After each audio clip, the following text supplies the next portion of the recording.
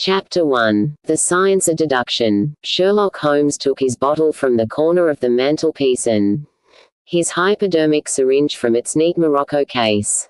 With his long, white, nervous fingers he adjusted the delicate needle, and rolled back his left shirt cuff. For some little time his eyes rested thoughtfully upon the sinewy forearm and wrist all dotted and scarred with innumerable puncture marks. Finally he thrust the sharp point home, pressed down the tiny piston, and sank back into the velvet-lined armchair with a long sigh of satisfaction. 3 times a day for many months I had witnessed this performance, but custom had not reconciled my mind to it. On the contrary, from day to day I had become more irritable at the sight, and my conscience swelled nightly within me at the thought that I had lacked the courage to protest.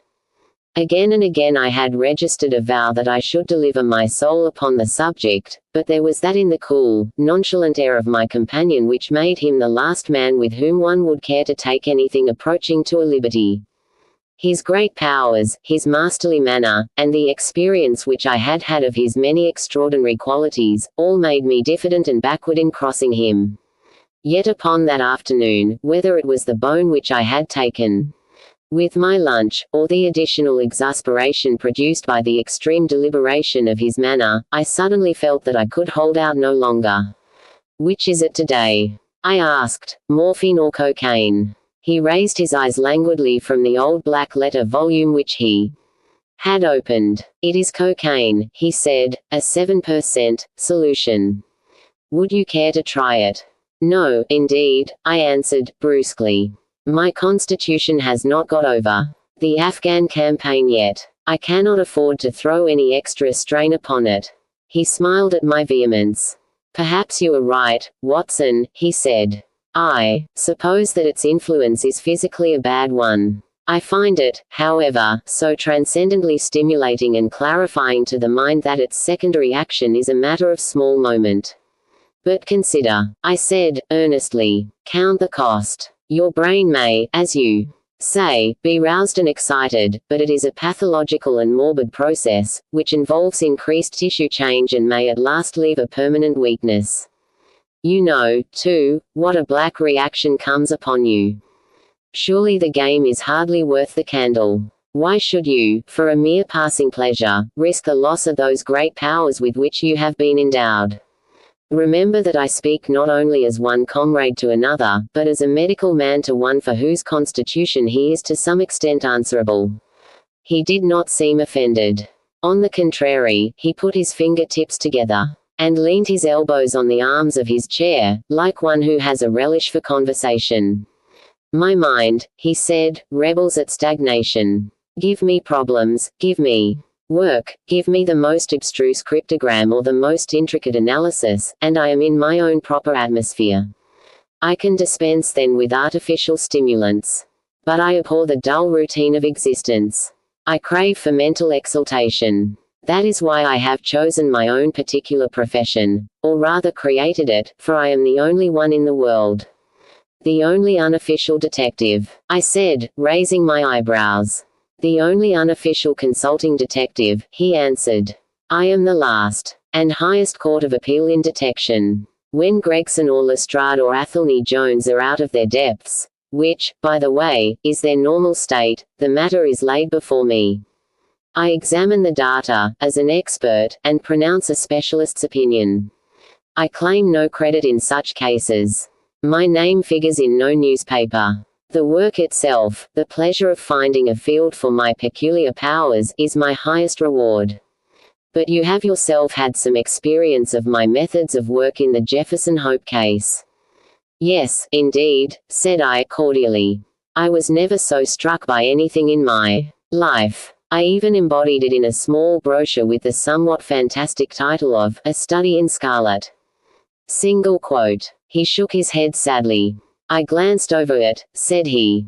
"Honestly, I cannot congratulate you upon it. Detection is, or ought to, but the romance was there," I remonstrated.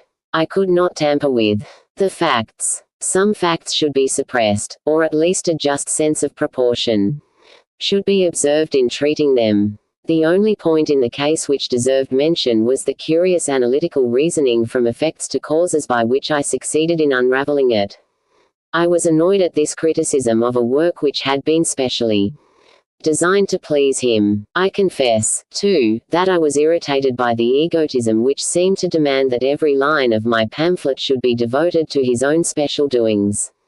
More than once during the years that I had lived with him in Baker Street I had observed that a small vanity underlay my companion's quiet and didactic manner. I made no remark, however, but sat nursing my wounded leg. I had a Jezol bullet through it some time before, and, though it did not prevent me from walking, it ached wearily at every change of the weather. My practice has extended recently to the continent, said Holmes, after a while, filling up his old briar-root pipe. I was consulted last week by François Le Villard, who, as you probably know, has come rather to the front lately in the French detective service.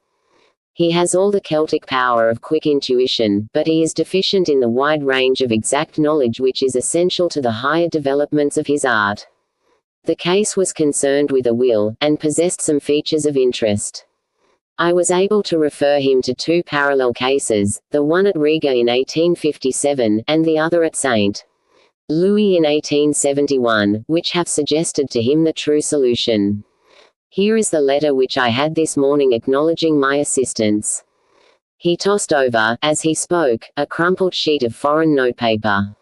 I glanced my eyes down it, catching a profusion of notes of admiration, with stray magnifiques, coups de maîtres, and tours de force, all testifying to the ardent admiration of the Frenchman. He speaks as a pupil to his master, said I. Oh, he rates my assistance too highly, said Sherlock Holmes, lightly. He has considerable gifts himself. He possesses 2 out of the 3 qualities necessary for the ideal detective. He has the power of observation and that— Oh, didn't you know? He cried, laughing. Yes, I have been guilty of several monographs. They are all upon technical subjects. Here, for example, is one, upon the distinction between the ashes of the various tobaccos. In it I enumerate 140 forms of cigar, cigarette, and pipe tobacco, with colored plates illustrating the difference in the ash. It is a point which is continually turning up in criminal trials, and which is sometimes of supreme importance as a clue. If you can say definitely, for example, that some murder has been done by a man who was smoking an Indian lunka, it obviously narrows your field of search. To the trained eye there is as much difference between the black ash of a trichinopoly and the white fluff of bird's eye as there is between a cabbage and a potato. You have an extraordinary genius for minutiae, I remarked. I appreciate their importance. Here is my monograph upon the tracing of footsteps, with some remarks upon the uses of plaster of Paris as a preserver of impresses. Here, too, is a curious little work upon the influence of a trade upon the form of the hand, with lithotypes of the hands of slaters, sailors, cork cutters, compositors, weavers, and diamond polishers. That is a matter of great practical interest to the scientific detective, especially in cases of unclaimed bodies, or in discovering the antecedents of criminals. But I weary you with my hobby. Not at all, I answered, earnestly.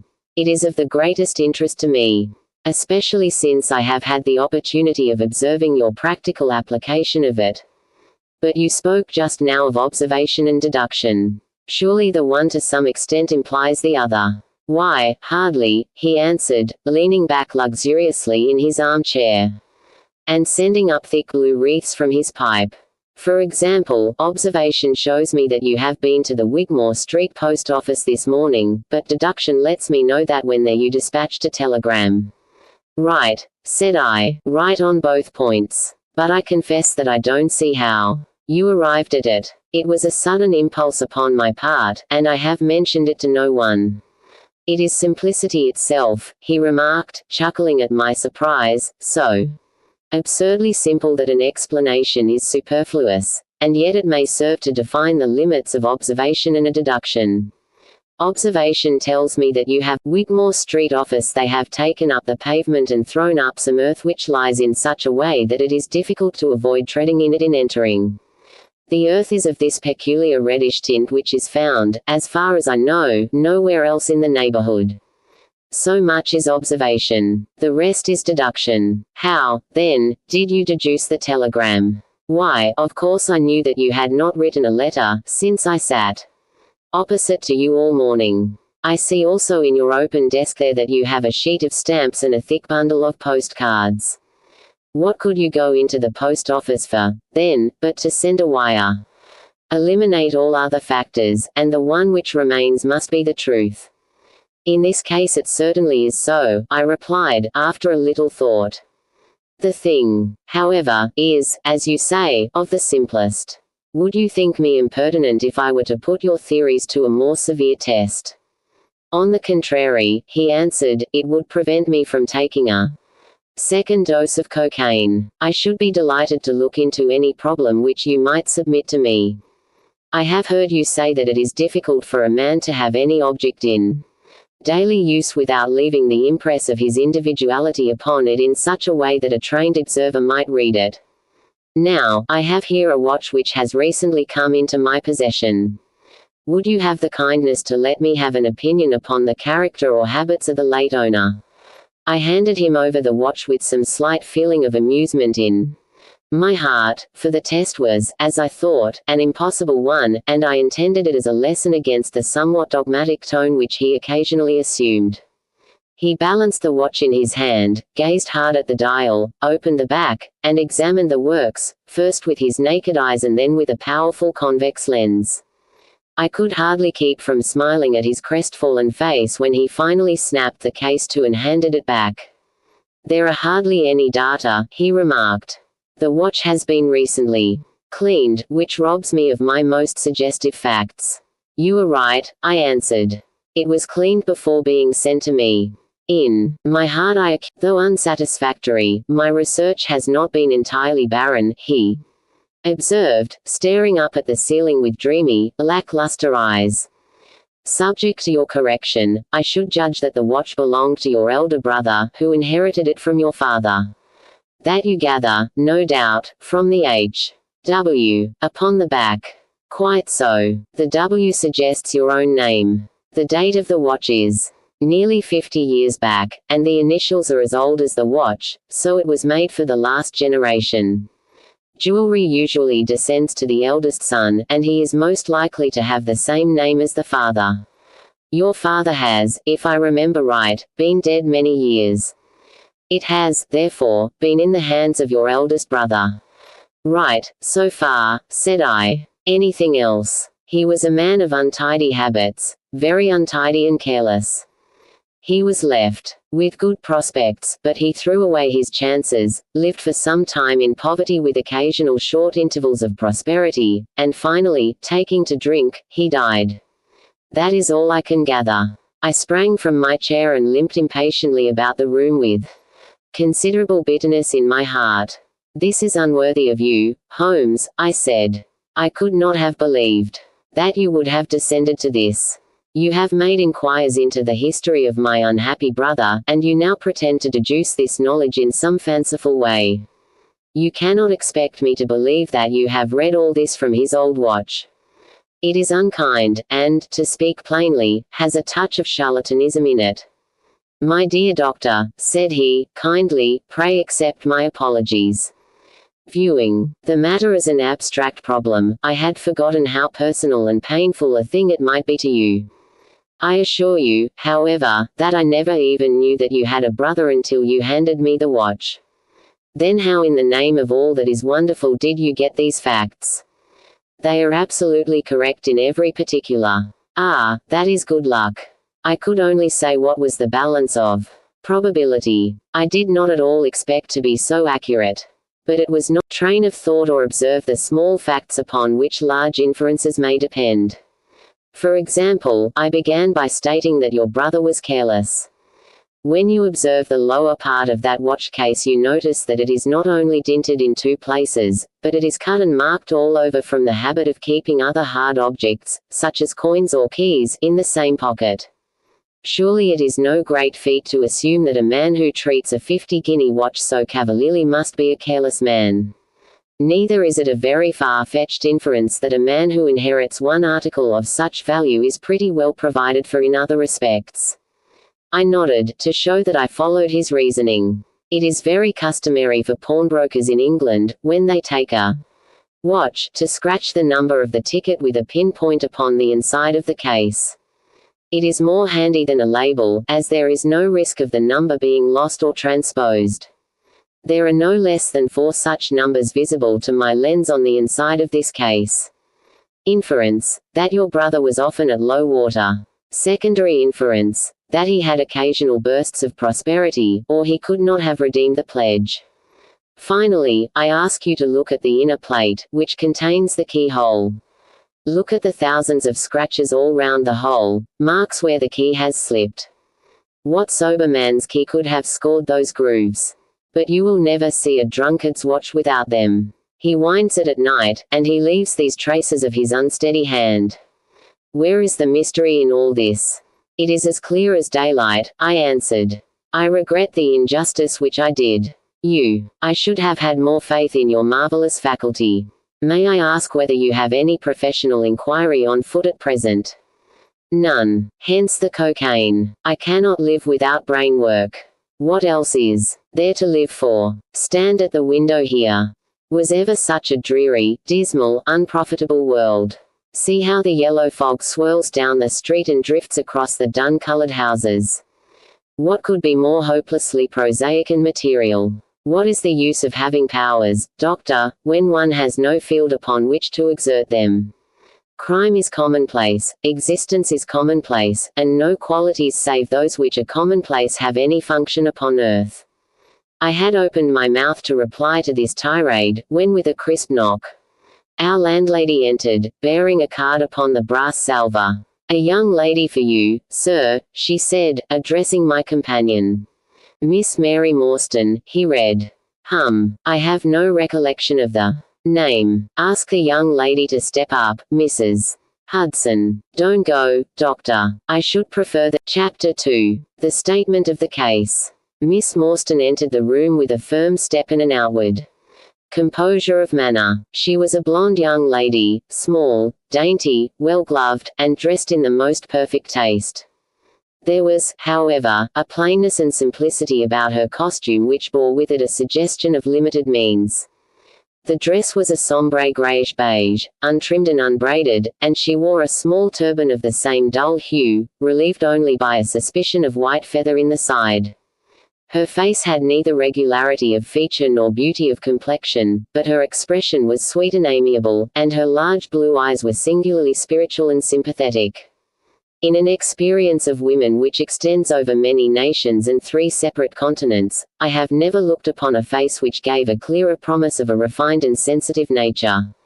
I could not but observe that as she took the seat which Sherlock Holmes placed for her, her lip trembled, her hand quivered, and she showed every sign of intense inward agitation. I have come to you, Mr. Holmes, she said, because you once enabled my employer, Mrs. Cecil Forrester, to unravel a little domestic complication. She was much impressed by your kindness and skill. Mrs. Cecil Forrester, he repeated thoughtfully. I believe that I was of some slight service to her. The case, however, as I remember it, was a very simple one. She did not think so. But at least you cannot say the same of mine. I can hardly imagine anything more strange, more utterly inexplicable, than the situation in which I find myself. Holmes rubbed his hands, and his eyes glistened. He leaned forward in his chair with an expression of extraordinary concentration upon his clear-cut, hawk-like features. State your case, said he, in brisk, business tones. I felt that my position was an embarrassing one. You will, I am sure. Excuse me, I said, rising from my chair. To my surprise, the young lady held up her gloved hand to detain me. If your friend, she said, would be good enough to stop, he might be of inestimable service to me. I relapsed into my chair. Briefly, she continued, the facts are these. My father was an officer in an Indian regiment who sent me home when I was quite a child. My mother was dead, and I had no relative in England. I was placed, however, in a comfortable boarding establishment at Edinburgh, and there I remained until I was 17 years of age. In the year 1878 my father, who was senior captain of his regiment, obtained 12 months' leave and came home. He telegraphed to me from London that he had arrived all safe, and directed me to come down at once, giving the Langham Hotel as his address. His message, as I remember, was full of kindness and love. On reaching London I drove to the Langham, and was informed that Captain Morstan was staying there, but that he had gone out the night before and had not yet returned.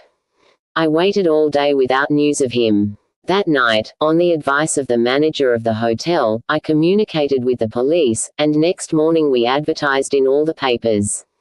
Our inquiries led to no result, and from that day to this no word has ever been heard of my unfortunate father. He came home with his heart full of hope, to find some peace, some comfort, and instead. She put her hand to her throat, and a choking sob cut short the sentence. The date, asked Holmes, opening his notebook.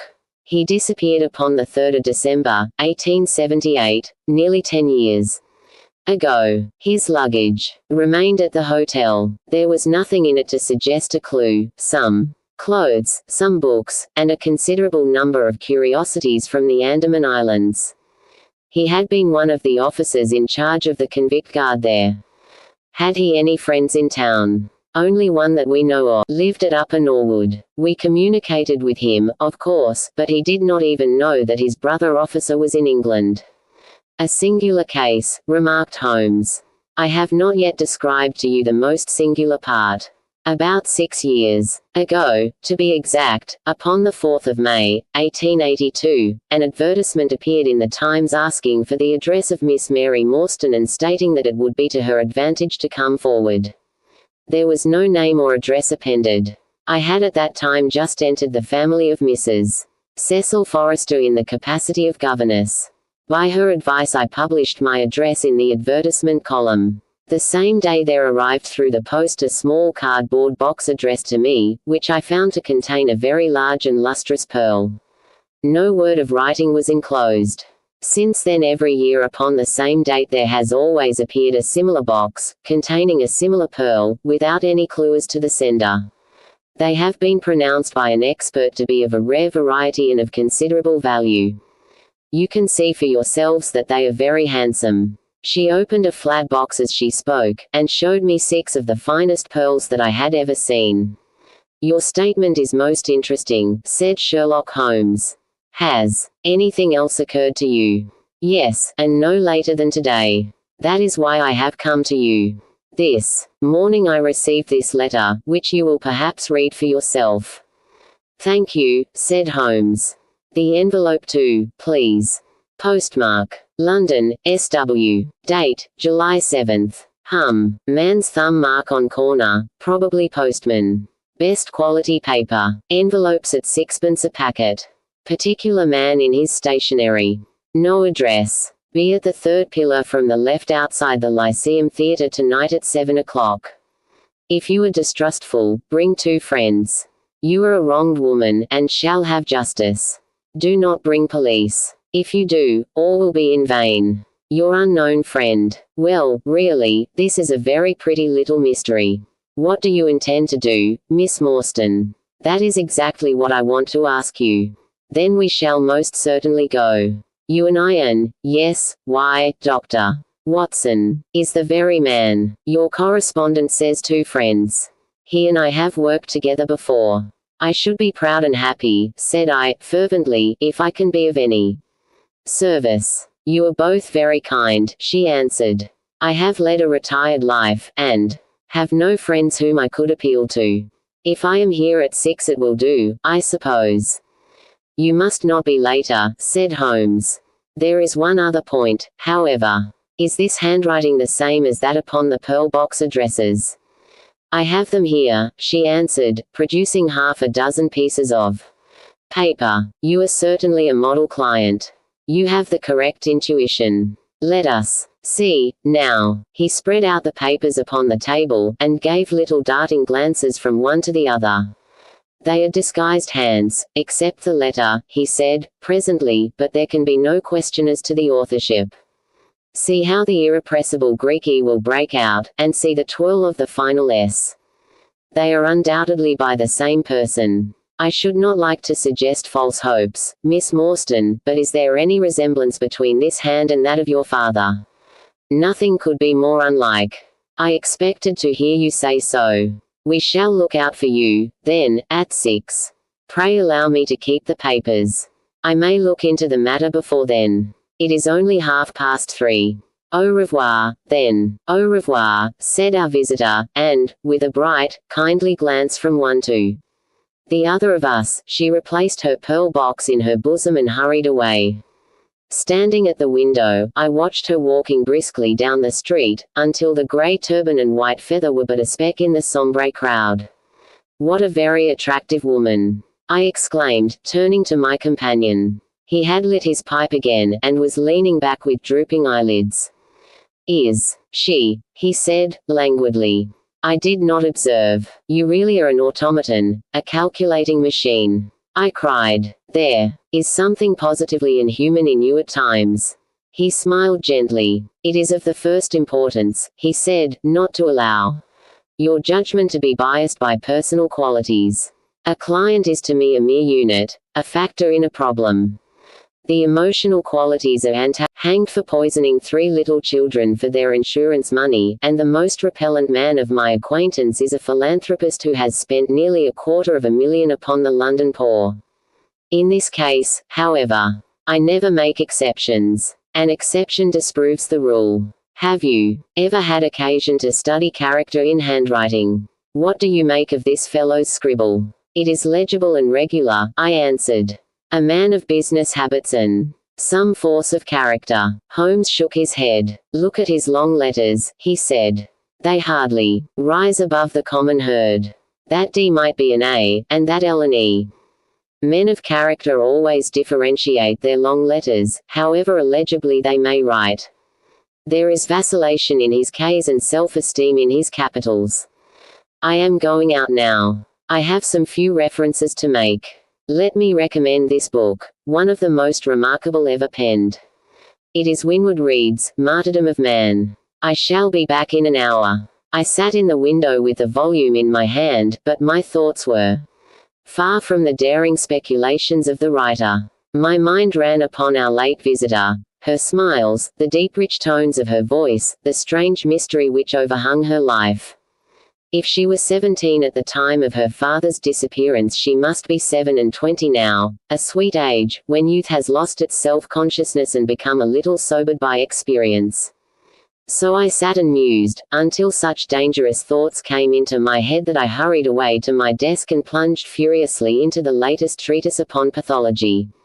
What was I, an army surgeon with a weak leg and a weaker banking account, that I should dare to think of such things?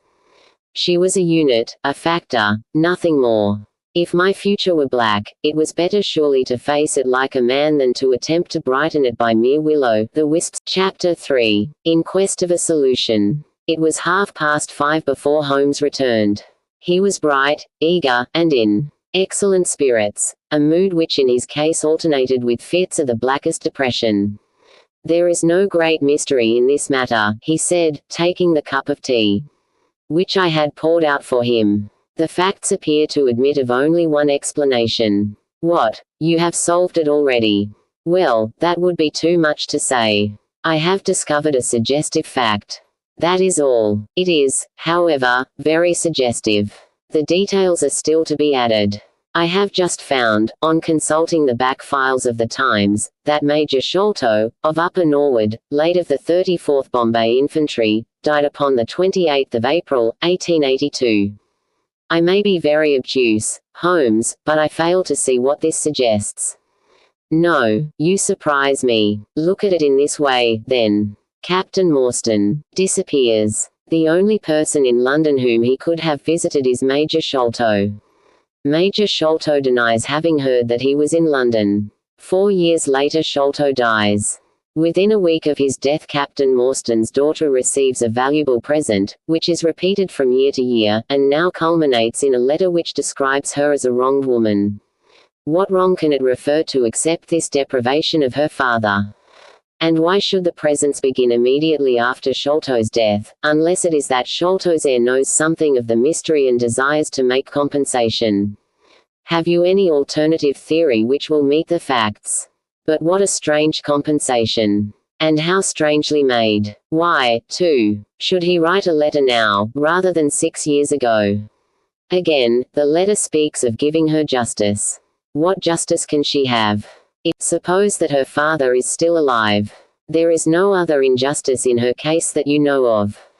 There are difficulties. There are certainly difficulties, said Sherlock Holmes, pensively. But our expedition of tonight will solve them all. Ah, here is a four-wheeler, and Miss Morstan is inside.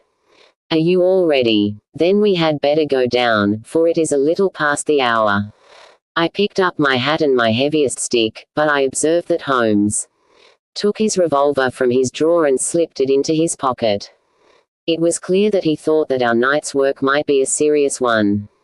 Miss Morstan was muffled in a dark cloak, and her sensitive face was composed, but pale. She must have been more than woman if she did not feel some uneasiness at the strange enterprise upon which we were embarking, yet her self-control was perfect, and she readily answered the few additional questions which Sherlock Holmes put to her.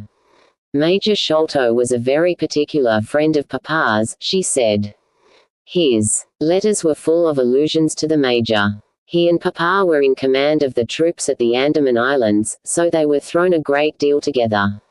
By the way, a curious paper was found in Papa's desk which no one could understand. I don't suppose that it is of the slightest importance, but I thought you might care to see it, so I brought it with me. It is here. Holmes unfolded the paper carefully and smoothed it out upon his knee. He then very methodically examined it all over with his double lens. It is paper of native Indian manufacture, he remarked. It has at some time been pinned to a board. The diagram upon it appears to be a plan of part of a large building with numerous halls, corridors, and passages. At one point is a small cross done in red ink, and above it is 3:37 from left, in faded pencil writing. In the left-hand corner is a curious hieroglyphic like 4 crosses in a line with their arms touching. Beside it is written, in very rough and coarse characters, the sign of the 4. Jonathan Small, Mahomet Singh, Abdullah Khan, Dust Akbar. No, I confess that I do not see how this bears upon the matter. Yet it is evidently a document of importance. It has been kept carefully in a pocket-book, for the one side is as clean as the other. It was in his pocket-book that we found it. Preserve it carefully, then, Miss Morstan, for it may prove to be of use to us. I begin to suspect that this matter may turn out to be much deeper and more subtle than I at first supposed. I must reconsider my ideas.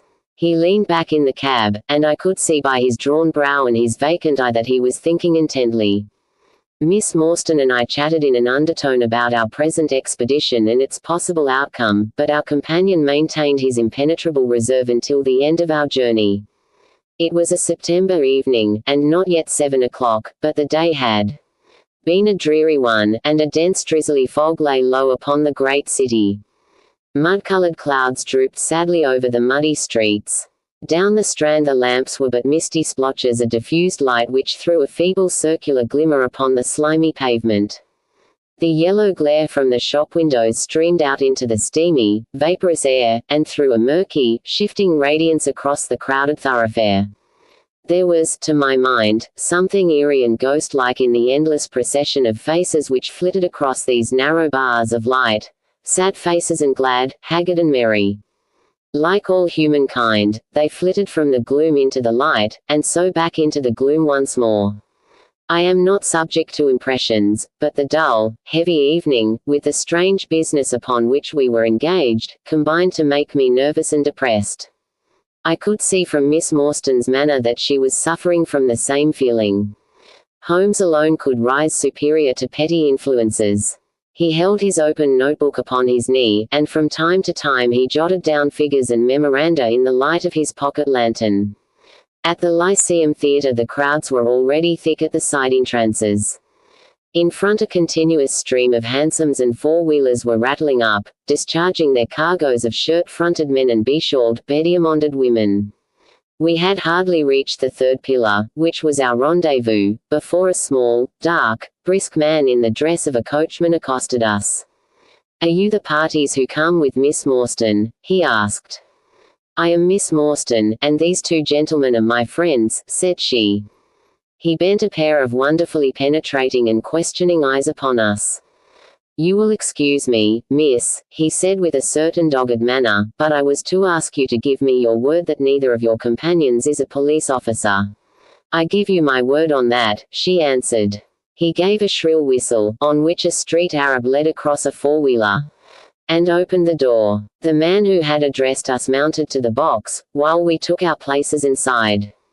We had hardly done so before the driver whipped up his horse, and we plunged away at a furious pace through the foggy streets.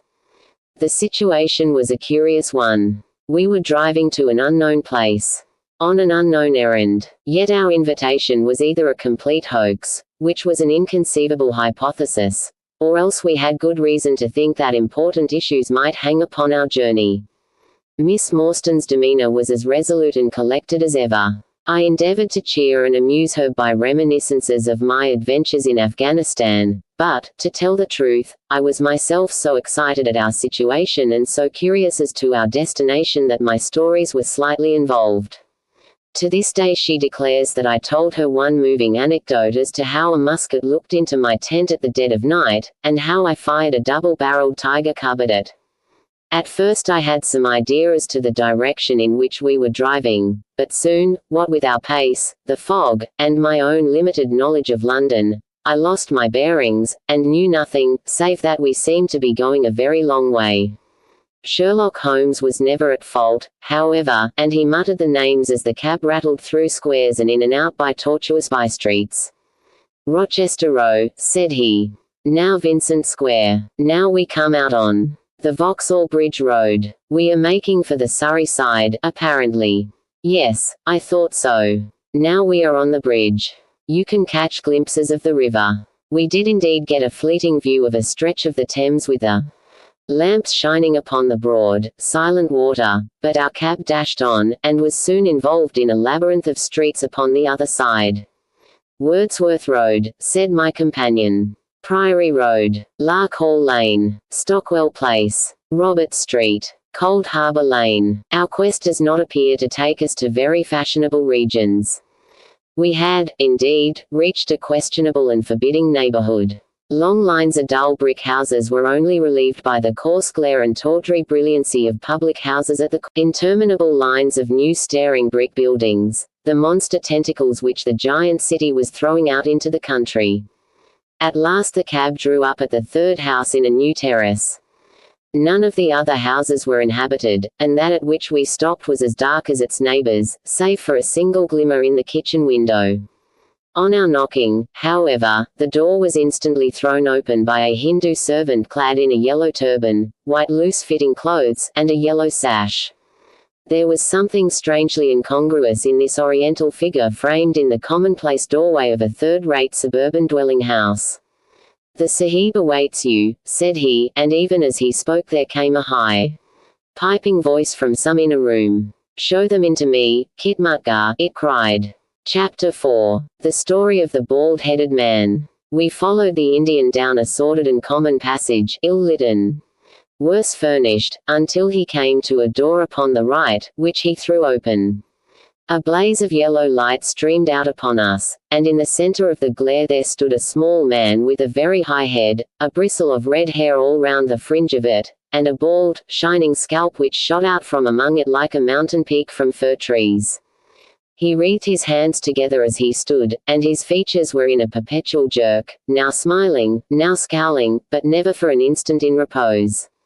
Nature had given him a pendulous lip, and a too visible line of yellow and irregular teeth, which he strove feebly to conceal by constantly passing his hand over the lower part of his face.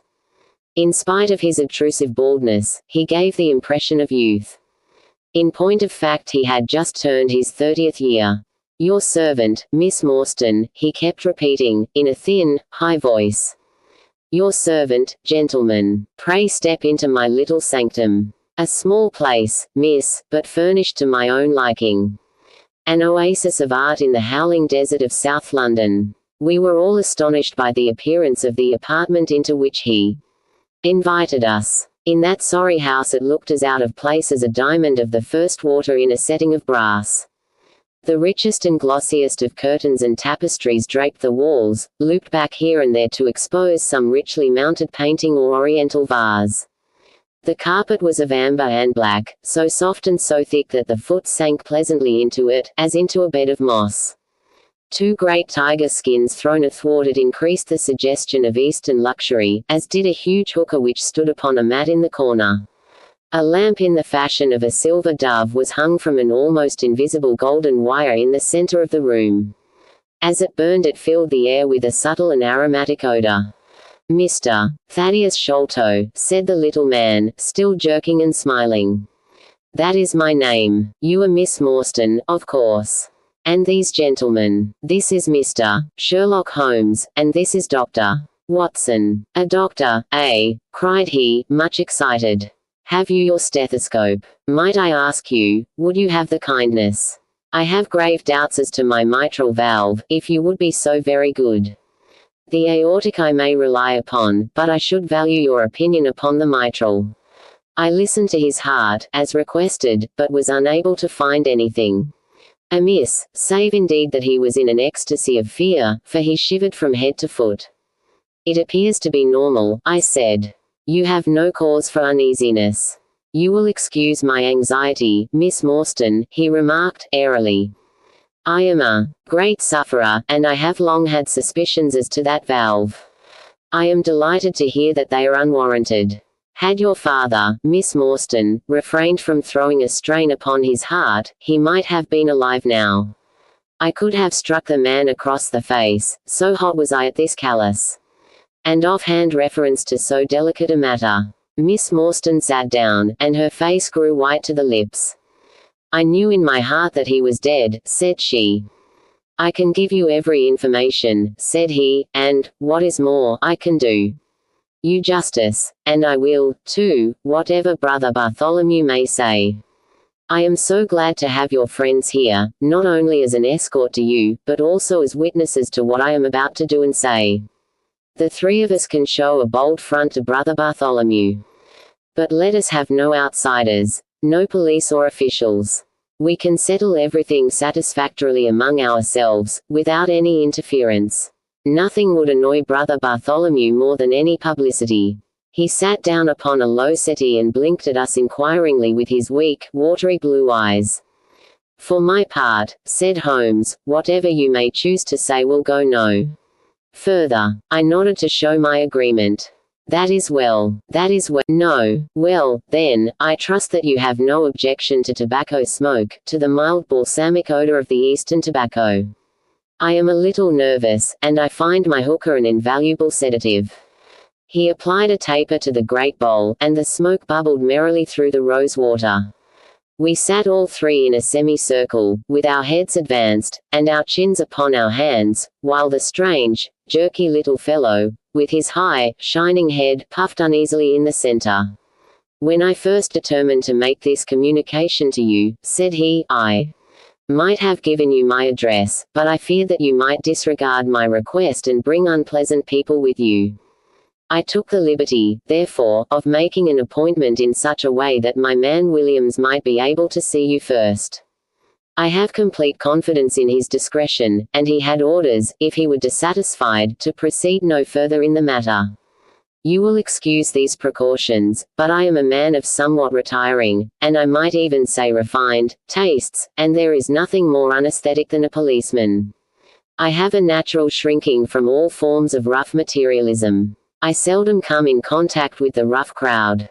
I live, as you see, with some little atmosphere of elegance around me. I may call myself a patron of the arts. It is my weakness. The landscape is a genuine Corot, and, though a connoisseur might perhaps throw a doubt upon that Salvator Rosa, there cannot be the least question about the Bouguereau. I am partial to the modern French school. You will excuse me, Mr. Sholto, said Miss Morstan, but I am here at your request to learn something which you desire to tell me. It is very late, and I should desire the interview to be as short as possible. At the best it must take some time, he answered, for we shall certainly have to go to Norwood and see Brother Bartholomew. We shall all go and try if we can get the better of Brother Bartholomew. He is very angry with me for taking the course which has seemed right to me. I had quite high words with him last night. You cannot imagine what a terrible fellow he is when he is angry. If we are to go to Norwood it would perhaps be as well to start at once. I ventured to remark. He laughed until his ears were quite red. That would hardly do, he cried. I don't know what he would say if I brought you in that sudden way. No, I must prepare you by showing you how we all stand to each other.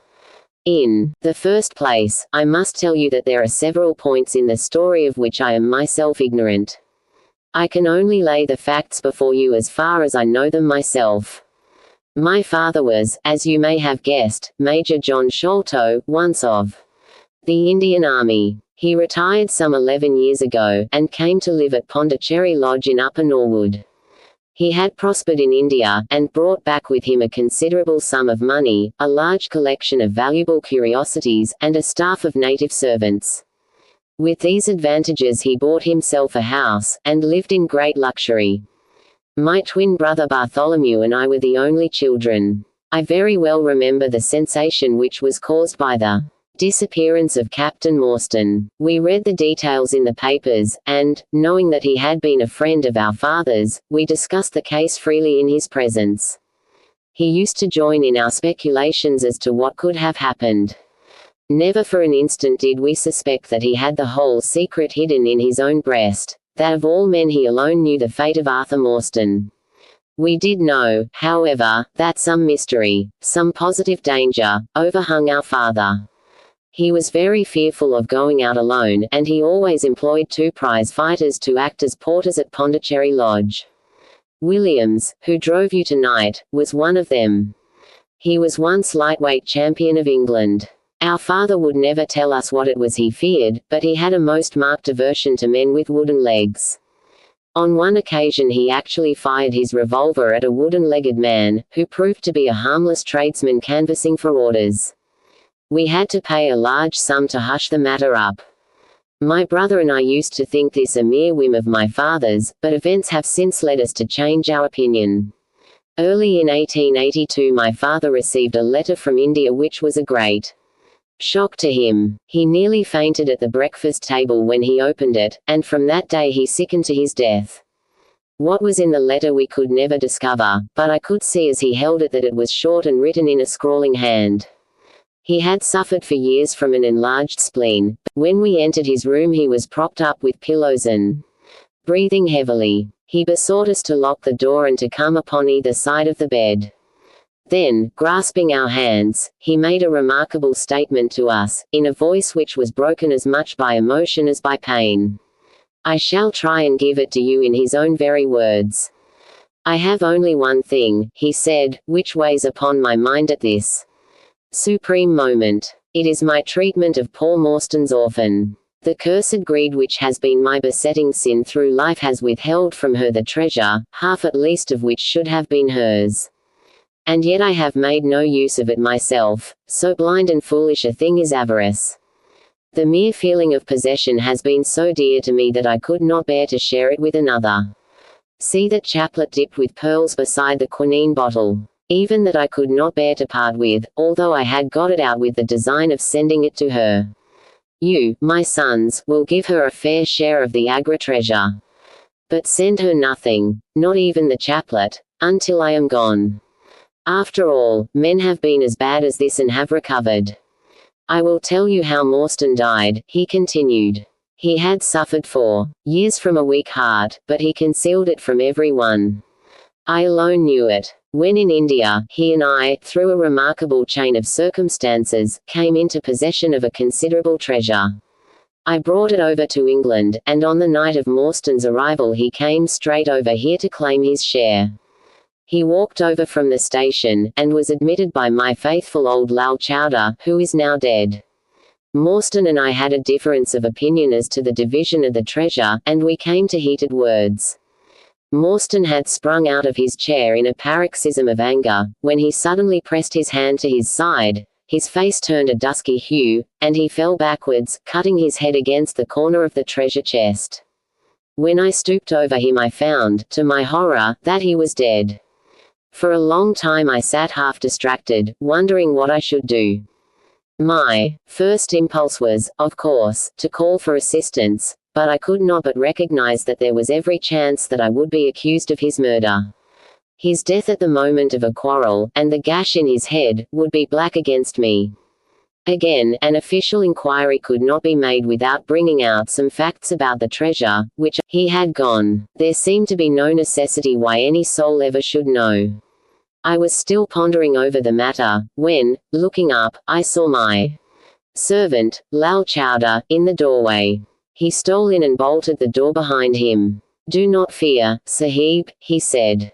"No one need know that you have killed him. Let us hide him away, and who is the wiser?" "I did not kill him," said I. Lal Chowdhury shook his head and smiled. "I heard it all, Sahib," said he. "I heard you quarrel, and I heard the blow. But my lips are sealed. All are asleep in the house. Let us put him away together." That was enough to decide me. If my own servant could not believe my innocence, how could I hope to make it good before 12 foolish tradesmen in a jury box? Lal Chowdhury and I disposed of the body that night, and within a few days the London papers were full of the mysterious disappearance of Captain Morstan. You will see from what I say that I can hardly be blamed in the matter.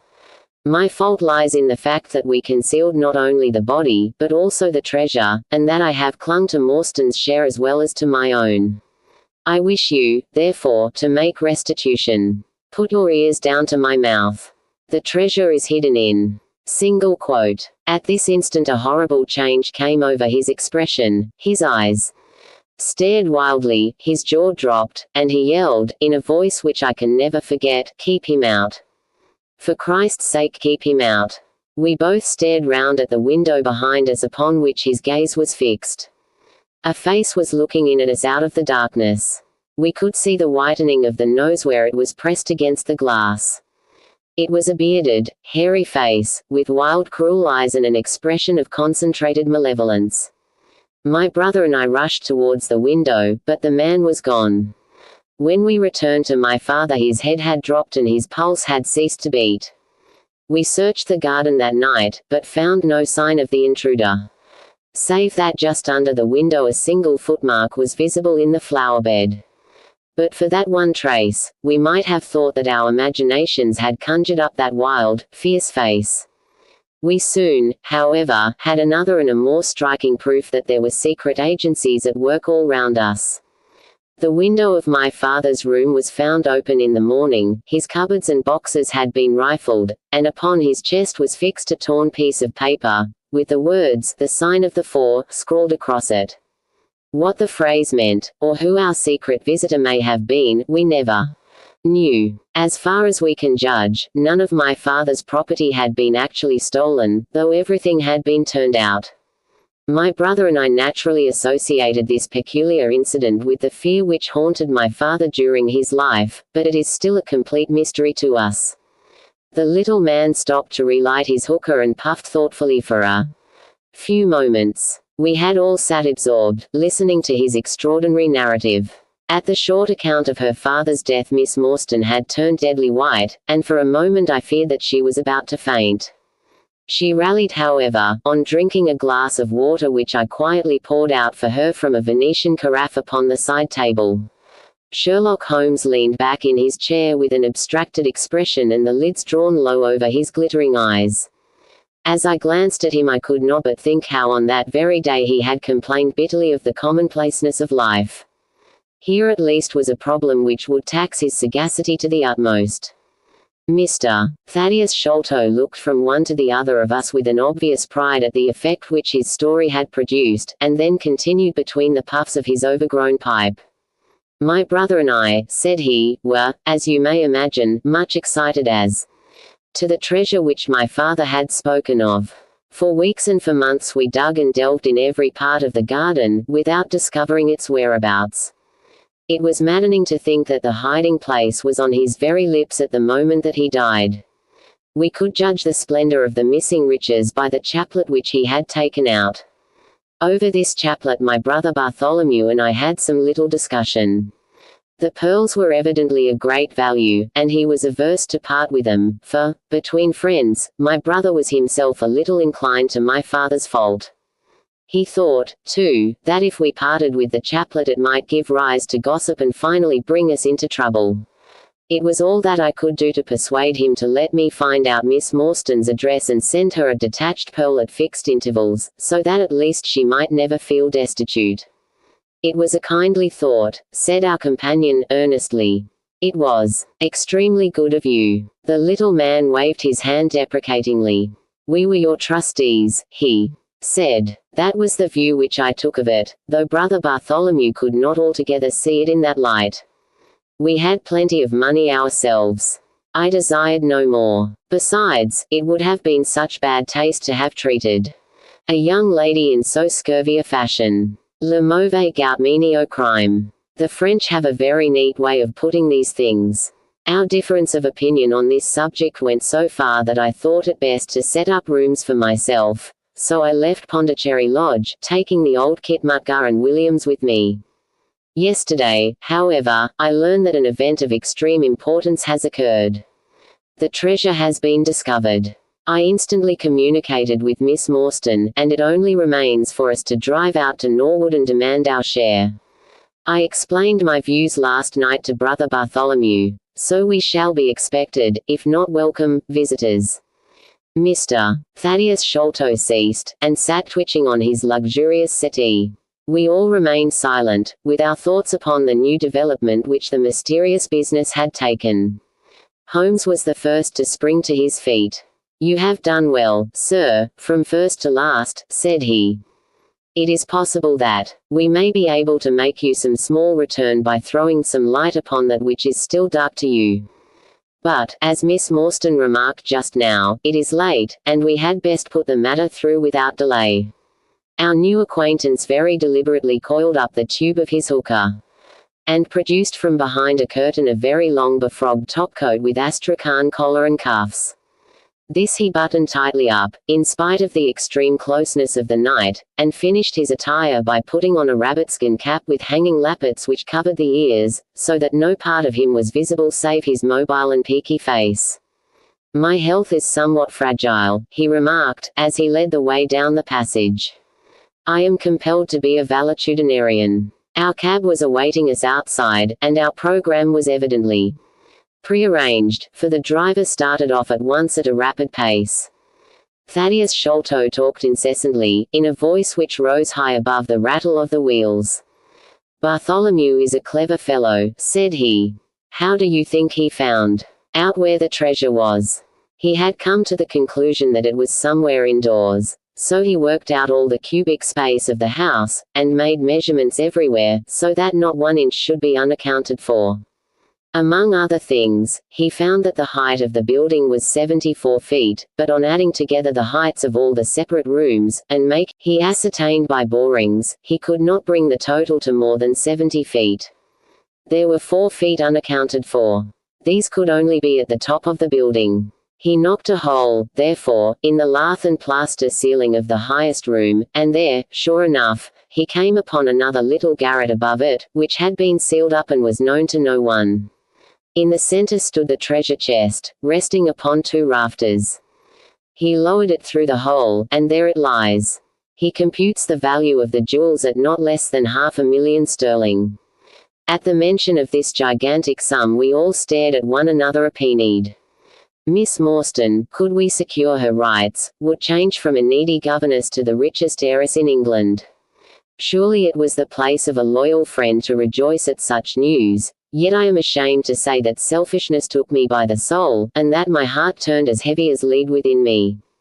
I stammered out some few halting words of congratulation, and then sat downcast, with my head drooped, deaf to the babble of our new acquaintance. He was clearly a confirmed hypochondriac, and I was dreamily conscious that he was pouring forth interminable trains of symptoms, and imploring information as to the composition and action of innumerable quack nostrums, some of which he bore about in a leather case in his pocket. I trust that he may not remember any of the answers which I gave him that night. Holmes declares that he overheard me caution him against the great danger of taking more than 2 drops of castor oil, while I recommended strychnine in large doses as a sedative. However that may be, I was certainly relieved when our cab pulled up with a jerk and the coachman sprang down to open the door. This, Miss Morstan, is Pondicherry Lodge. Chapter 5. The Tragedy of Pondicherry Lodge. It was nearly 11 o'clock when we reached this final stage of our night's adventures. We had left the damp fog of the great city behind us, and the night was fairly fine. A warm wind blew from the westward, and heavy clouds moved slowly across the sky, with half a moon peeping occasionally through the rifts. It was clear enough to see for some distance, but Thaddeus Sholto took down one of the side lamps from the carriage to give us a better light upon our way. Pondicherry Lodge stood in its own grounds, and was girt round with a very high stone wall topped with broken glass. A single narrow iron-clamped door formed the only means of entrance. On this our guide knocked with a peculiar postman-like rat-tat. "Who is there?" cried a gruff voice from within. "It is I, McMurdo. You surely know my knock by this time." There was a grumbling sound and a clanking and jarring of keys. The door swung heavily back, and a short, deep-chested man stood in the opening, with the yellow light of the lantern shining upon his protruded face and twinkling distrustful eyes. "That you, Mr. Thaddeus? But who are the others?" "I had no orders about them from the master." "No, McMurdo. You surprise me. I told my brother last night that I should bring some friends. He ain't been out o' his room today, Mr. Thaddeus, and I have no orders. You know very well that I must stick to regulations. I can let you in, but your friends must just stop where they are." This was an unexpected obstacle. Thaddeus Sholto looked about him in a perplexed and helpless manner. "This is too bad of you," McMurdo said. "If I guarantee them, that is enough for you. There is the young lady, too. She cannot wait on the public road at this hour." "Very sorry, Mr. Thaddeus," said the porter, inexorably. "Folk may be friends o' yours, and yet no friends o' the master's. He pays me well to do my duty, and my duty'll do. I don't know none o' your friends." "Oh, yes you do, McMurdo," cried Sherlock Holmes, genially. "I don't think you can have forgotten me. Don't you remember the amateur who fought 3 rounds with you at Allison's rooms on the night of your benefit 4 years back?" "Not Mr. Sherlock Holmes," roared the prize-fighter. "God's truth, how could I have mistook you? If instead o' standin' there so quiet you had just stepped up and given me that cross hit of yours under the jaw, I'd known you without a question. Ah, you're one that has wasted your gifts, you have. You might have aimed high, if you had joined the fancy. You see, Watson, if all else fails me I have still one of the scientific professions open to me," said Holmes, laughing. "Our friend won't keep us out in the cold now, I am sure." "In you come, sir, in you come, you and your friends," he answered. "Very sorry, Mr. Thaddeus, but orders are very strict. Had to be certain of your friends before I let them in." Inside, a gravel path wound through desolate grounds to a huge clump of a house, square and prosaic, all plunged in shadow save where a moonbeam struck one corner and glimmered in a garret window. The vast size of the building, with its gloom and its deathly silence, struck a chill to the heart. Even Thaddeus Sholto seemed ill at ease, and the lantern quivered and rattled in his hand. "I cannot understand it," he said. "There must be some mistake. I distinctly told Bartholomew that we should be here, and yet there is no light in his window. I do not know what to make of it." "Does he always guard the premises in this way?" asked Holmes. "Yes. He has followed my father's custom. He was the favorite son, you know, and I sometimes think that my father may have told him more than he ever told me." "That is Bartholomew's window up there where the moonshine strikes." It is quite bright, but there is no light from within. None, said Holmes. But I see the glint of a light in that little window. Beside the door. Ah, that is the housekeeper's room. That is where old Mrs. Bernstone sits. She can tell us all about it. But perhaps you would not mind waiting here for a minute or two, for if we all go in together and she has no word of our coming she may be alarmed. But hush, what is that? He held up the lantern, and his hand shook until the circles of light flickered and wavered all round us. Miss Morstan seized my wrist, and we all stood with thumping hearts, straining our ears. From the great black house there sounded through the silent night the saddest and most pitiful of sounds, the shrill, broken whimpering of a frightened woman. "It is Mrs. Bernstone," said Sholto. "She is the only woman in the house. Wait here. I shall be back in a moment." He hurried for the door, and knocked in his peculiar way. We could see a tall old woman admit him, and sway with pleasure at the very sight of him. "Oh, Mr. Thaddeus, sir, I am so glad you have come. I am so glad you have come, Mr. Thaddeus, sir." We heard her reiterated rejoicings until the door was closed and her voice died away into a muffled monotone. Our guide had left us the lantern. Holmes swung it slowly round, and peered keenly at the house, and at the great rubbish heaps which cumbered the grounds. Miss Morstan and I stood together, and her hand was in mine. A wondrous subtle thing is love, for here were we two who had never seen each other before that day, between whom no word or even look of affection had ever passed, and yet now in an hour of trouble our hands instinctively sought for each other. I have marveled at it since, but at the time it seemed the most natural thing that I should go out to her so, and, as she has often told me, there was in her also the instinct to turn to me for comfort and protection. So we stood hand in hand, like two children, and there was peace in our hearts for all the dark things that surrounded us. "What a strange place," she said, looking round. "It looks as though all the moles in England had been let loose in it. I have seen something of the sort on the side of a hill near Ballarat, where the prospectors had been at work." "And from the same cause," said Holmes. "These are the traces of the treasure seekers. You must remember that they were 6 years looking for it. No wonder that the grounds look like a gravel pit." At that moment the door of the house burst open, and Thaddeus Sholto came running out, with his hands thrown forward and terror in his eyes. "There is something amiss with Bartholomew," he cried. "I am frightened. My nerves cannot stand it." He was, indeed, half blubbering with fear, and his twitching feeble face peeping out from the great astrakhan collar had the helpless appealing expression of a terrified child. "Come into the house," said Holmes, in his crisp, firm way. "Yes, do," pleaded Thaddeus Sholto. "I really do not feel equal to giving directions." We all followed him into the housekeeper's room, which stood upon the left-hand side of the passage. The old woman was pacing up and down with a scared look and restless picking fingers, but the sight of Miss Morstan appeared to have a soothing effect upon her. "God bless your sweet calm face," she cried, with an hysterical sob. "It does me good to see you. Oh, but I have been sorely tried this day." Our companion patted her thin, work-worn hand, and murmured some few words of kindly womanly comfort which brought the color back into the other's bloodless cheeks.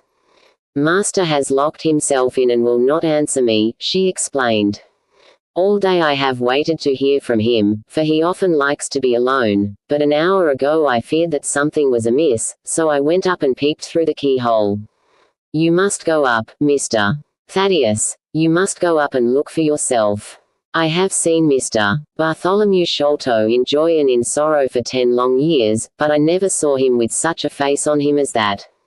Sherlock Holmes took the lamp and led the way, for Thaddeus Sholto's teeth were chattering in his head. So shaken was he that I had to pass my hand under his arm as we went up the stairs, for his knees were trembling under him. Twice as we ascended Holmes whipped his lens out of his pocket and carefully examined marks which appeared to me to be mere shapeless smudges of dust upon the cocoa-nut matting which served as a stair carpet. He walked slowly from step to step, holding the lamp, and shooting keen glances to right and left. Miss Morstan had remained behind with the frightened. The third flight of stairs ended in a straight passage of some length, with a great picture in Indian tapestry upon the right of it and 3 doors upon the left. Holmes advanced along it in the same slow and methodical way, while we kept close at his heels, with our long black shadows streaming backwards down the corridor. The third door was that which we were seeking. Holmes knocked without receiving any answer, and then tried to turn the handle and force it open. It was locked on the inside, however, and by a broad and powerful bolt, as we could see when we set our lamp up against it. The key being turned, however, the hole was not entirely closed. Sherlock Holmes bent down to it, and instantly rose again with a sharp intaking of the breath. "There is something devilish in this, Watson," said he, more moved than I had ever before seen him. "What do you make of it?" I stooped to the hole, and recoiled in horror. Moonlight was streaming into the room, and it was bright with a vague and shifty radiance. Looking straight at me, and suspended, as it were, in the air, for all beneath was in shadow, there hung a face, the very face of our companion Thaddeus. There was the same high, shining head, the same circular bristle of red hair, the same bloodless countenance. The features were set, however, in a horrible smile, a fixed and unnatural grin, which in that still and moonlit room was more jarring to the nerves than any scowl or contortion. So like was the face to that of our little friend that I looked round at him to make sure that he was indeed with us. Then I recalled to mind that he had mentioned to us that his brother and he were twins. "This is terrible," I said to Holmes. "What is to be done?" "The door must come down," he answered, and, springing against it, he put all his weight upon the lock. It creaked and groaned, but did not yield.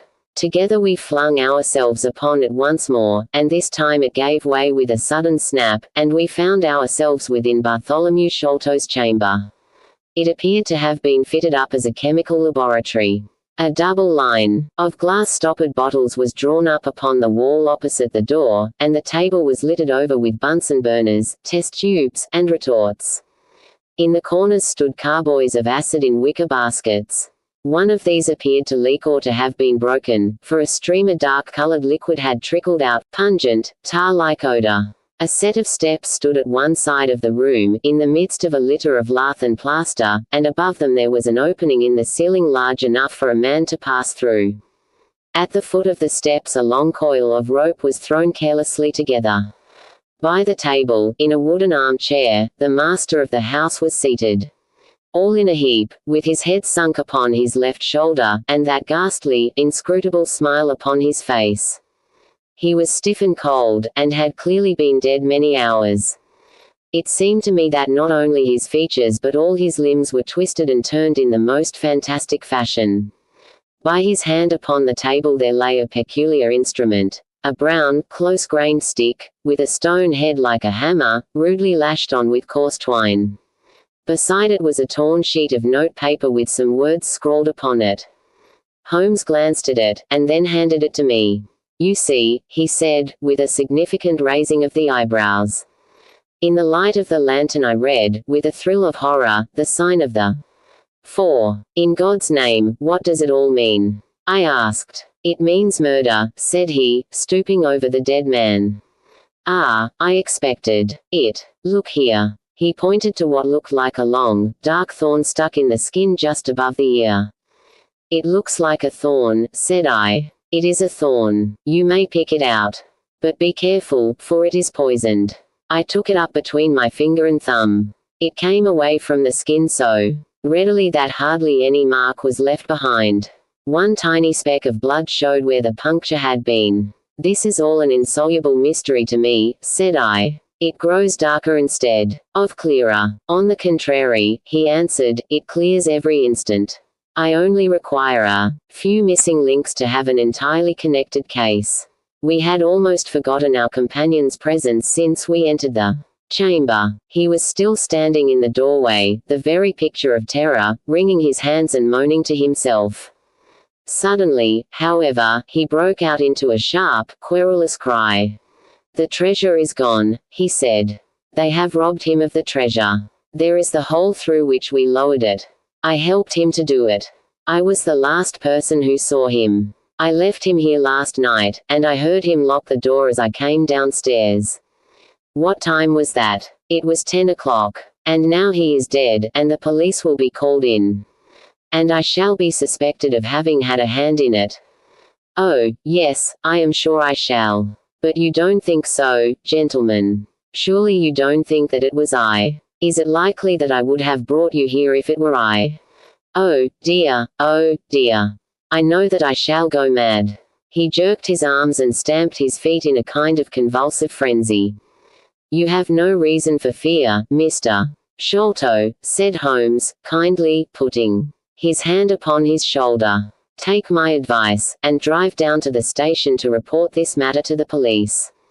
Offer to assist them in every way. We shall wait here until your return. The little man obeyed. Chapter 6. Sherlock Holmes gives a demonstration. Now, Watson, said Holmes, rubbing his hands, we have half an hour to ourselves. Let us make good use of it.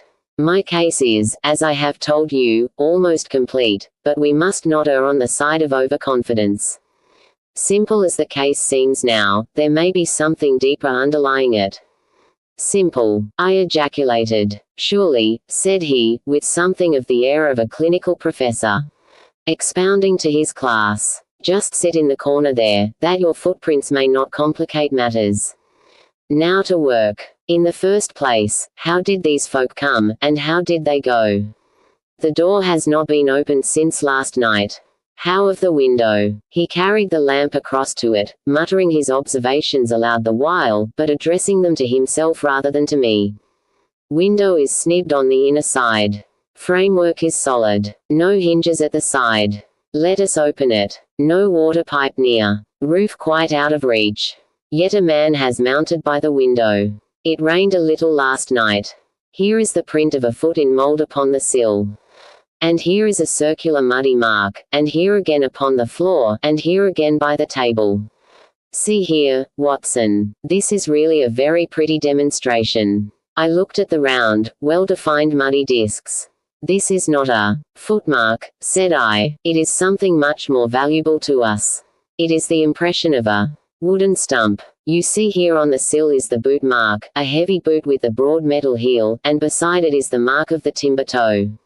It is the wooden-legged man. Quite so. But there has been someone else, a very able and efficient ally. Could you scale that wall, Doctor? I looked out of the open window. The moon still shone brightly on that angle of the house. We were a good 60 feet from the ground, and, look where I would, I could see no foothold, nor as much as a crevice in the brickwork. It is absolutely impossible, I answered. Without aid it is so. But suppose you had a friend up here who lowered you this good stout rope which I see in the corner, securing one end of it to this great hook in the wall. Then, I think, if you were an active man, you might swarm up, wooden leg and all. You would depart, of course, in the same fashion, and your ally would draw up the rope, untie it from the hook, shut the window, snip it on the inside, and get away in the way that he originally came. As a minor point it may be noted, he continued, fingering the rope, that our wooden-legged friend, though a fair climber, was not a professional sailor. His hands were far from horny. My lens discloses more than one blood mark, especially towards the end of the rope, from which I gather that he slipped down with such velocity that he took the skin off his hand. This is all very well, said I, but the thing becomes more unintelligible than ever. How about this mysterious ally? How came he into the room? Yes, the ally, repeated Holmes, pensively. There are features of interest about this ally. He lifts the case from the regions of the commonplace. I fancy that this ally breaks fresh ground in the annals of crime in this country, though parallel cases suggest themselves from India, and, if my memory serves me, from Senegambia. How came he, then? I reiterated. The door is locked, the window is inaccessible. Was it through the chimney? The grate is much too small, he answered. I had already considered that possibility. How then? I persisted. You will not apply my precept, he said, shaking his head. How often have I said to you that when you have eliminated the impossible, whatever remains, however improbable, must be the truth? We know that he did not come through the door, the window, or he came through the hole in the roof, I cried. Of course he did. He must have done so. If you will have the kindness to hold the lamp for me, we shall now extend our researches to the room above, the secret room in which the treasure was found.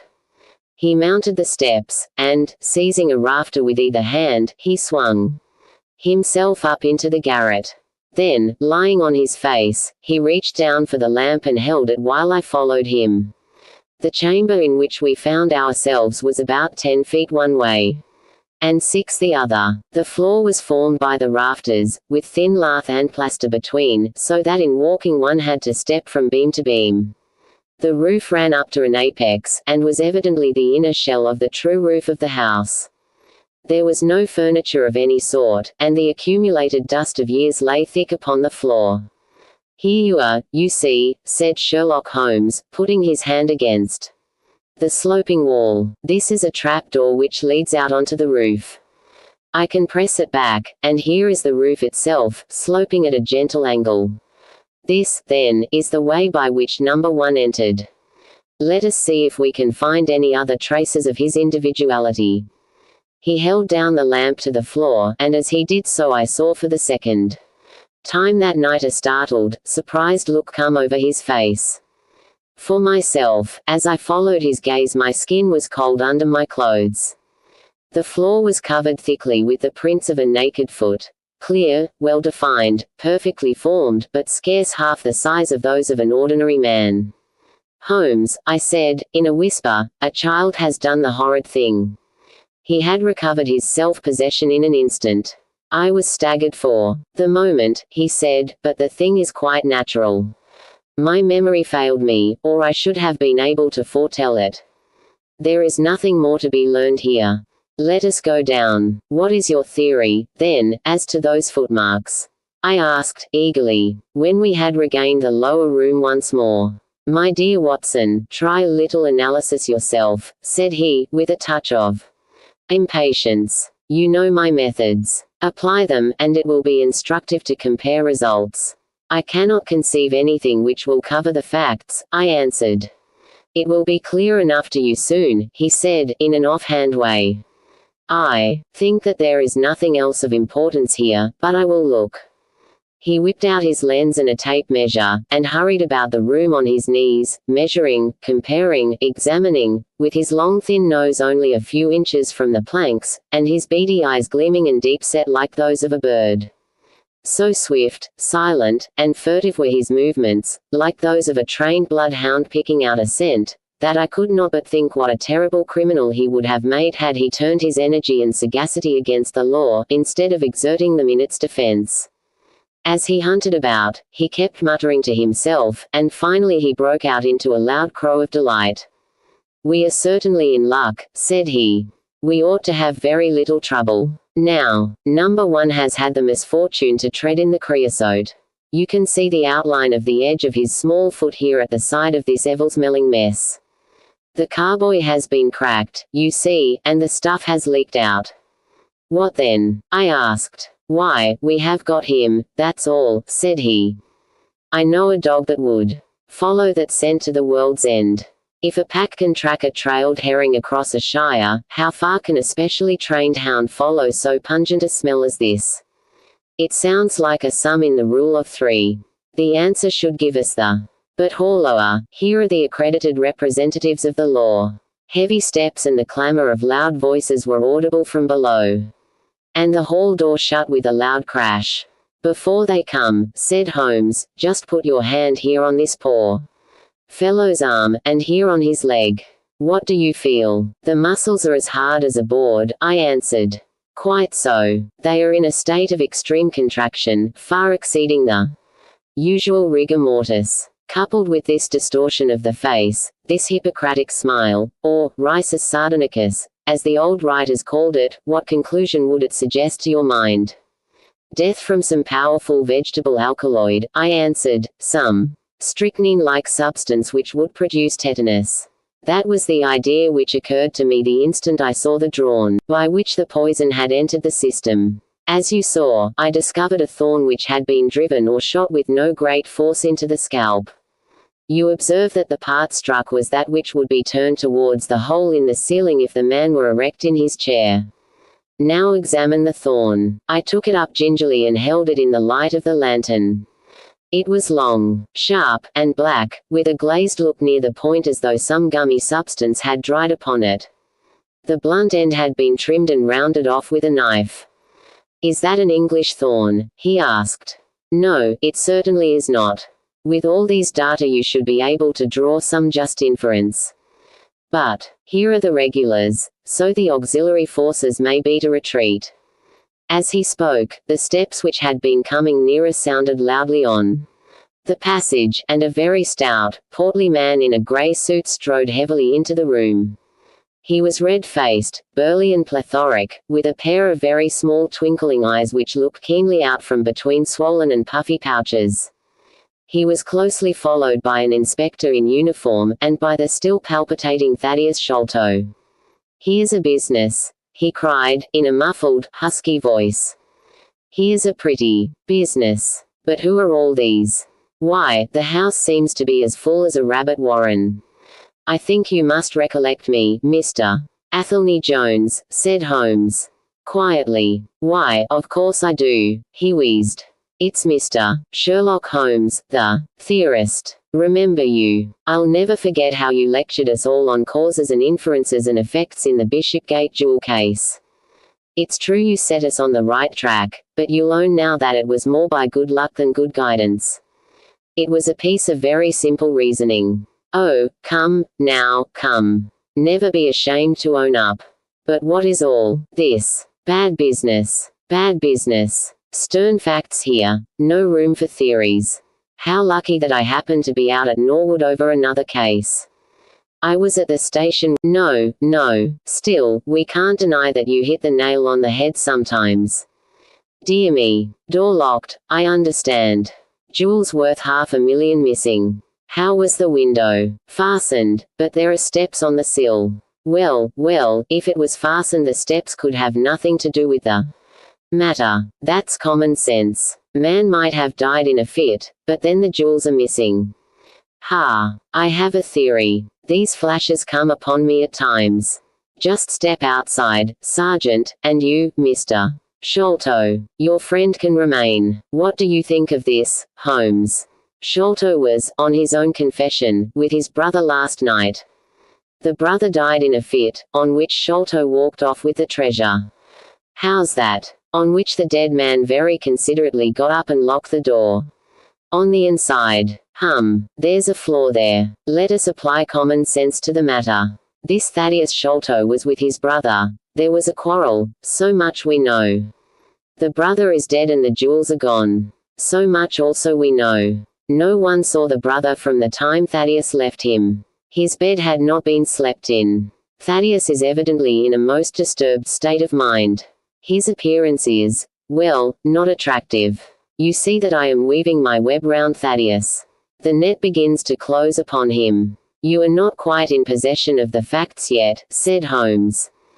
This splinter of wood, which I have every reason to believe to be poisoned, was in the man's scalp where you still see the mark.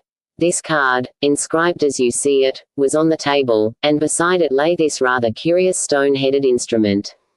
How does all that fit into your theory? Confirms it in every respect, said the fat detective pompously. House is full of Indian curiosities. Thaddeus brought this up, and if this splinter be poisonous, Thaddeus may as well have made murderous use of it as any other man. The card is some hocus pocus, a blind, as like as not. The only question is, how did he depart? Of course, here is a hole in the roof. With great activity, considering his bulk, he sprang up the steps and squeezed through into the garret, and immediately afterwards we heard his exulting voice proclaiming that he had found the trapdoor. He can find something, remarked Holmes, shrugging his shoulders. He has occasional glimmerings of reason. Il n'y a pas des sots qui incommodes que ceux qui ont de l'esprit. You see, said Athelney Jones, reappearing down the steps again. Facts are better than mere theories, after all. My view of the case is confirmed. There is a trapdoor communicating with the roof, and it is partly open. It was I who opened it. Oh, indeed. You did notice it, then. He seemed a little crestfallen at the discovery. Well, whoever noticed it, it shows how our gentleman got away. Inspector. Yes, sir, from the passage. Ask Mr. Sholto to step this way. Mr. Sholto, it is my duty to inform you that anything which you may say will be used against you. I arrest you in the Queen's name as being concerned in the death of your brother. There, now, didn't I tell you, cried the poor little man, throwing out his hands, and looking from one to the other of us. Don't trouble yourself about it, Mr. Sholto, said Holmes. I think that I can engage to clear you of the charge. Don't promise too much, Mr. Theorist. Don't promise too much, snapped the detective. You may find it a harder matter than you think. Not only will I clear him, Mr. Jones, but I will make you a free present of the name and description of one of the two people who were in this room last night. His name, I have every reason to believe, is Jonathan Small. He is a poorly educated man, small, active, with his right leg off, and wearing a wooden stump which is worn away upon the inner side. His left boot has a coarse, square-toed sole, with an iron band round the heel. He is a middle-aged man, much sunburned, and has been a convict.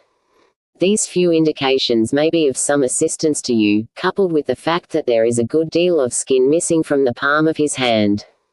The other man. Ah, the other man, asked Athelney Jones, in a sneering voice, but impressed nonetheless, as I could easily see, by the precision of the other's manner. Is a rather curious person, said Sherlock Holmes, turning upon his heel. I hope before very long to be able to introduce you to the pair of them. A word with you, Watson. He led me out to the head of the stair. This unexpected occurrence, he said, has caused us rather to lose sight of the original purpose of our journey. I have just been thinking so, I answered. It is not right that Miss Morstan should remain in this stricken house. No, you must escort her home. She lives with Mrs. Cecil Forrester, in Lower Camberwell, so it is not very far. I will wait for you here if you will drive out again. Or perhaps you are too tired. By no means. I don't think I could rest until I know more of this fantastic business. I have seen something of the rough side of life, but I give you my word that this quick succession of strange surprises tonight has shaken my nerve completely.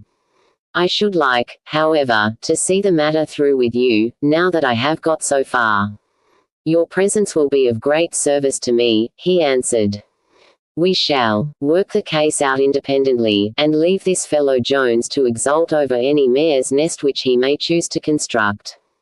When you have dropped Miss Morstan, I wish you to go on to No. 3, Pinchin Lane, down near the water's edge at Lambeth. The third house on the right-hand side is a birdstuffer's. Sherman is the name. You will see a weasel holding a young rabbit in the window. Knock old Sherman up, and tell him, with my compliments, that I want Toby at once. You will bring Toby back in the cab with you. A dog, I suppose. Yes, a queer mongrel, with a most amazing power of scent. I would rather have Toby's help than that of the whole detective force of London.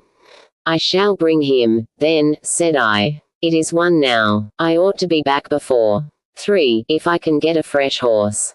And I, said Holmes, shall see what I can learn from Mrs. Bernstone, and from the Indian servant, who, Mr. Thaddeus tell me, sleeps in the next garret. Then I shall study the great Jones's methods and listen to his not too delicate sarcasm. Chapter 7. The Episode of the Barrel. The police had brought a cab with them, and in this I escorted Miss Morstan back to her home. After the angelic fashion of women, she had borne trouble with a calm face as long as there was some one weaker than herself to support, and I had found her bright and placid by the side of the frightened housekeeper. In the cab, however, she first turned faint, and then burst into a passion of weeping, so sorely had she been tried by the adventures of the night. She has told me since that she thought me cold and distant upon that journey. She little guessed the struggle within my breast, or the effort of self-restraint which held me back. My sympathies and my love went out to her, even as my hand had in the garden. I felt that years of the conventionalities of life could not teach me to know her sweet, brave nature as had this one day of strange experiences. Yet there were two thoughts which sealed the words of affection upon my lips. She was weak and helpless, shaken in mind and nerve. It was to take her at a disadvantage to obtrude love upon her at such a time. Worse still, she was rich. If Holmes's researches were successful, she would be an heiress. Was it fair, was it honorable, that a half-pay surgeon should take such advantage of an intimacy which chance had brought about? Might she not look upon me as a mere vulgar fortune-seeker? I could not bear to risk that such a thought should cross her mind. This Agra treasure intervened like an impassable barrier between us. It was nearly 2 o'clock when we reached Mrs. Cecil Forrester's. The servants had retired hours ago, but Mrs. Forrester had been so interested by the strange message which Miss Morstan had received that she had sat up in the hope of her return. She opened the door herself, a middle-aged, graceful woman, and it gave me joy to see how tenderly her arm stole round the other's waist and how motherly was the voice in which she greeted her. Was clearly no mere paid dependent, but an honored friend. I was introduced, and Mrs. Forrester earnestly begged me to step in and tell her our adventures. I explained, however, the importance of my errand, and promised faithfully to call and report any progress which we might make with the case. As we drove away I stole a glance back, and I still seemed to see that little group on the step, the two graceful, clinging figures, the Halfopine door, the hall light shining through stained glass, the barometer, and the bright stair rods. It was soothing to catch even that passing glimpse of a tranquil English home in the midst of the wild, dark business which had absorbed us. And the more I thought of what had happened, the wilder and darker it grew. I reviewed the whole extraordinary sequence of events as I rattled on through the silent gaslit streets. There was the original problem. That at least was pretty clear now. The death of Captain Morstan, the sending of the pearls, the advertisement, the letter. We had had light upon all those events. They had only led us, however, to a deeper and far more tragic mystery. The Indian treasure, the curious plan found among Morstan's baggage, the strange scene at Major Sholto's death, the rediscovery of the treasure immediately followed by the murder of the discoverer, the very singular accompaniments to the crime, the footsteps, the remarkable weapons, the words upon the card, corresponding with those upon Captain Morstan's chart. Here was indeed a labyrinth in which a man less singularly endowed than my fellow lodger might well despair of ever finding the clue. Pinchin Lane was a row of shabby 2-storied brick houses in the lower quarter of Lambeth. I had to knock for some time at number 3 before I could make my impression. At last, however, there was the glint of a candle behind the blind, and a face looked out at the upper window. "Go on, you drunken vagabone," said the face. "If you kick up any more, roll open the kennels and let out 43 dogs upon you." "If you'll let one out it is just what I have come for," said I. "Go on," yelled the voice. "So help me gracious, I have a wiper in the bag, and I'll drop it on your head if you don't hook it."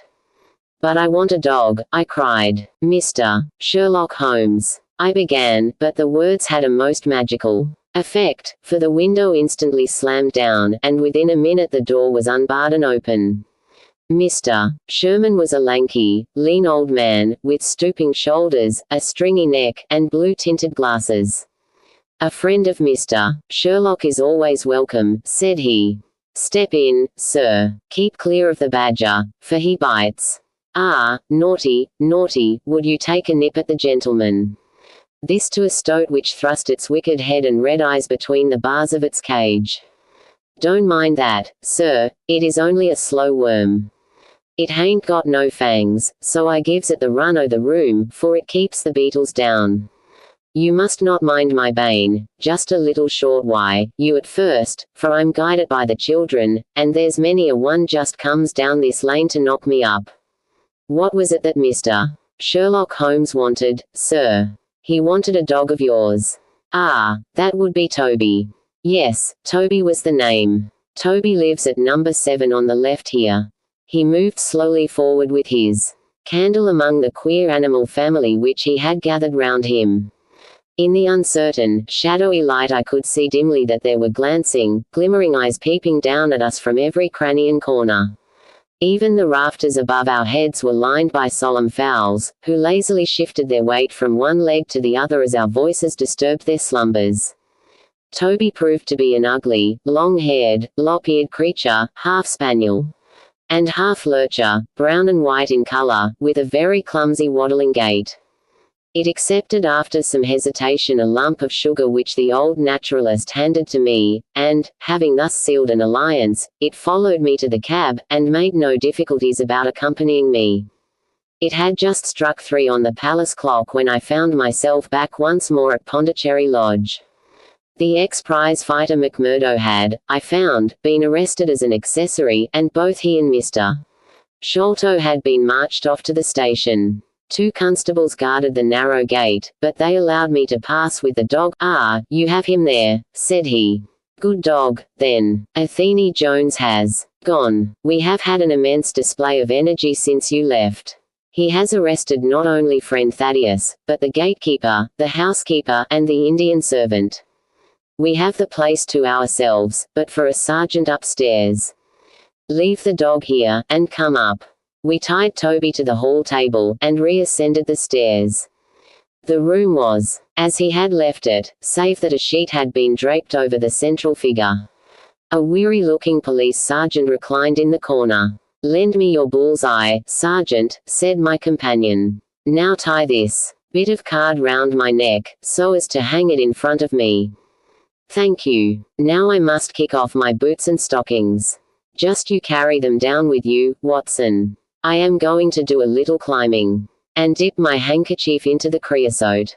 That will do. Now come up into the garret with me for a moment." We clambered up through the hole. Holmes turned his light once more upon the footsteps in the dust. "I wish you particularly to notice these footmarks," he said. "Do you observe anything noteworthy about them?" "They belong," I said, "to a child or a small woman. Apart from their size, though. Is there nothing else? They appear to be much as other footmarks." "Not at all. Look here. This is the print of a right foot in the dust. Now I make one with my naked foot beside it. What is the chief difference? Your toes are all cramped together. The other print has each toe distinctly divided." "Quite so. That is the point. Bear that in mind. Now, would you kindly step over to that flap window and smell the edge of the woodwork? I shall stay here, as I have this handkerchief in my hand." I did as he directed, and was instantly conscious of a strong tarry smell. That is where he put his foot in getting out. If you can trace him, I should think that Toby will have no difficulty. Now run downstairs, loose the dog, and look out for Blondin. By the time that I got out into the grounds, Sherlock Holmes was on the slowly along the ridge. I lost sight of him behind a stack of chimneys, but he presently reappeared, and then vanished once more upon the opposite side. When I made my way round there I found him seated at one of the corner eaves. "That you, Watson?" he cried. "Yes. This is the place. What is that black thing down there?" "A water barrel. Top on it." "Yes. No sign of a ladder." "No. Confound the fellow. It's a most breakneck place. I ought to be able to come down where he could climb up.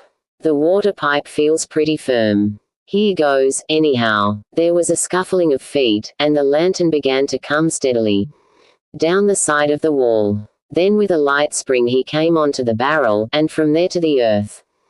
It was easy to follow him, he said, drawing on his stockings and boots. Tiles were loosened the whole way along, and in his hurry he had dropped this. It confirms my diagnosis, as you doctors express it. The object which he held up to me was a small pocket or pouch woven out of colored grasses and with a few tawdry beads strung round it. In shape and size it was not unlike a cigarette case. Inside were half a dozen spines of dark wood, sharp at one end and rounded at the other, like that which had struck Bartholomew Sholto. "They are hellish things," said he. "Look out that you don't prick yourself. I'm delighted to have them, for the chances are that they are all he has. There is the less fear of you or me finding one in our skin before long. I would sooner face a martini bullet, myself. Are you game for a 6-mile trudge, Watson?" "Certainly," I answered. "Your leg will stand it." "Oh, yes. Here you are, doggy. Good old Toby. Smell it, Toby, smell it."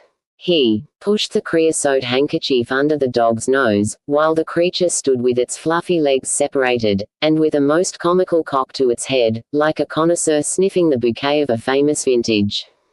Holmes then threw the handkerchief to a distance, fastened a stout cord to the mongrel's collar, and led him to the foot of the water barrel.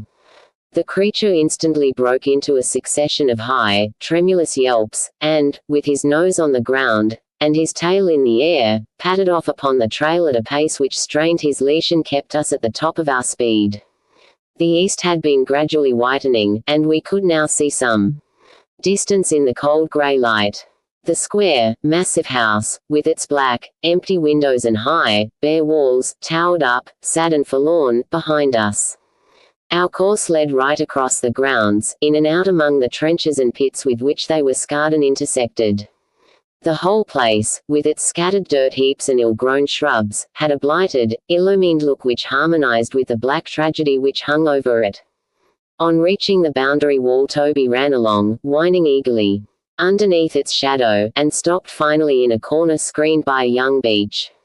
Where the two walls joined, several bricks had been loosened, and the crevice left were worn down and rounded upon the lower side, as though they had frequently been used as a ladder. Holmes clambered up, and, taking the dog from me, he dropped it over upon the other side. "There's the print of Wooden Leg's hand," he remarked, as I mounted up beside him. "You see the slight smudge of blood upon the white plaster.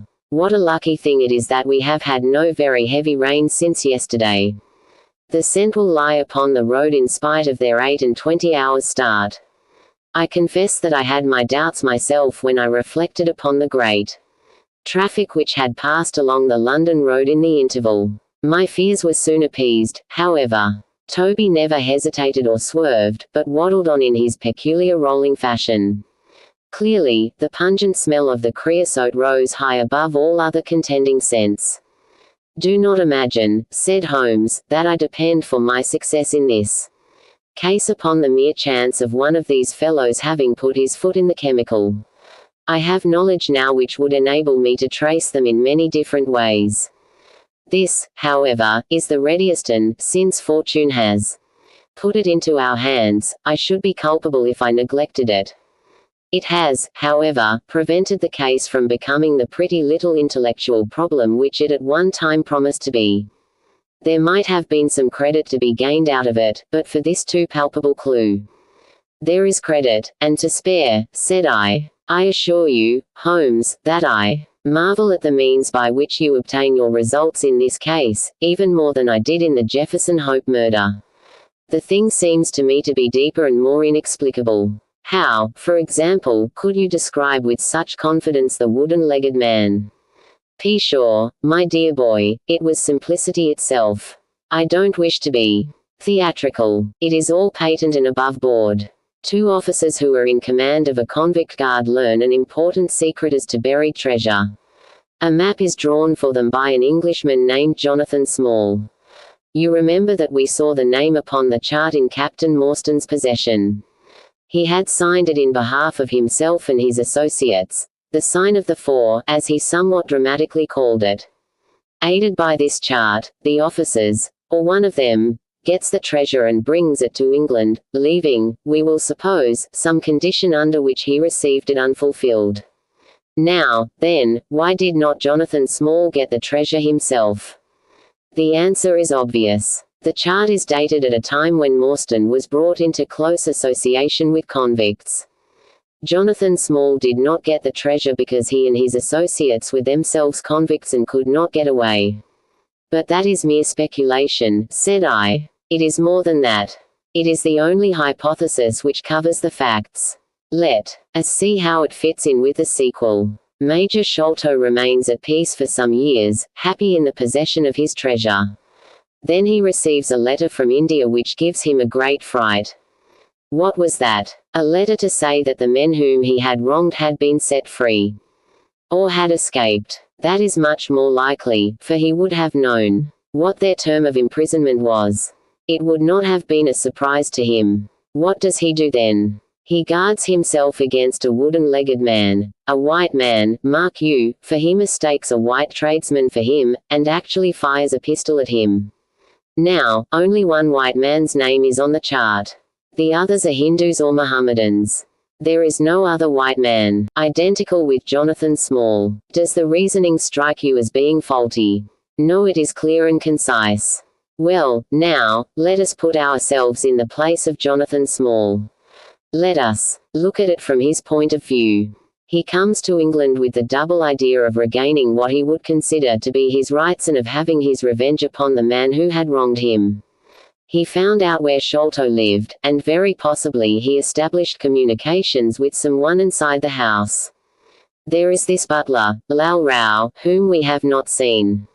Mrs. Bernstone gives him far from a good character. Small could not find out, however, where the treasure was hid, for no one ever knew, save the Major and one faithful servant who had died. Suddenly Small learns that the Major is on his deathbed. In a frenzy lest the secret of the treasure die with him, he runs the gauntlet of the guards, makes his way to the dying man's window, and is only deterred from entering by the presence of his two sons.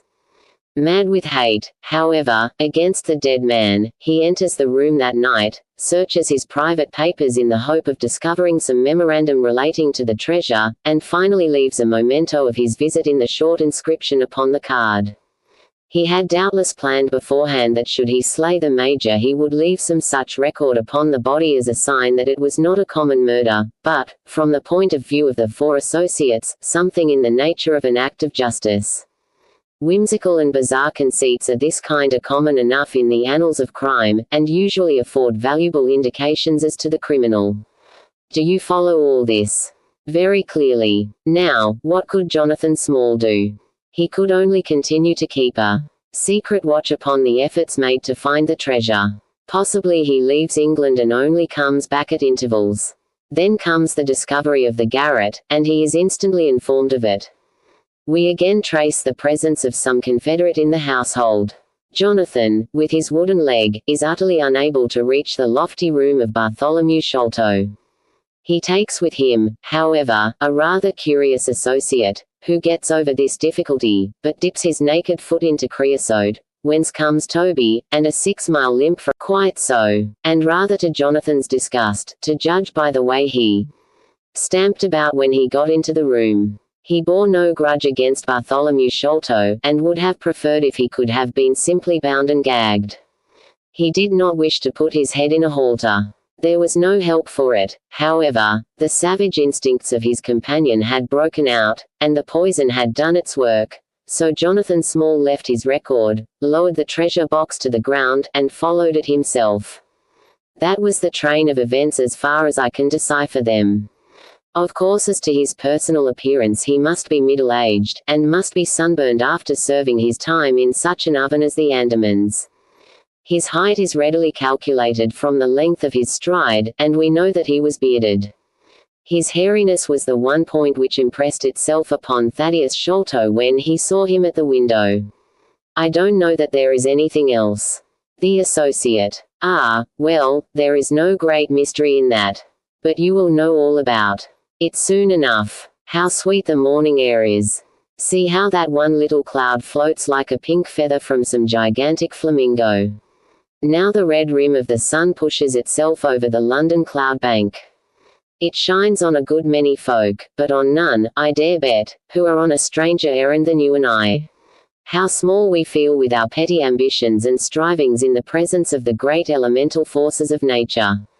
Are you well up in your Jean-Paul? Fairly so. I worked back to him through Carlisle. That was like following the brook to the parent lake.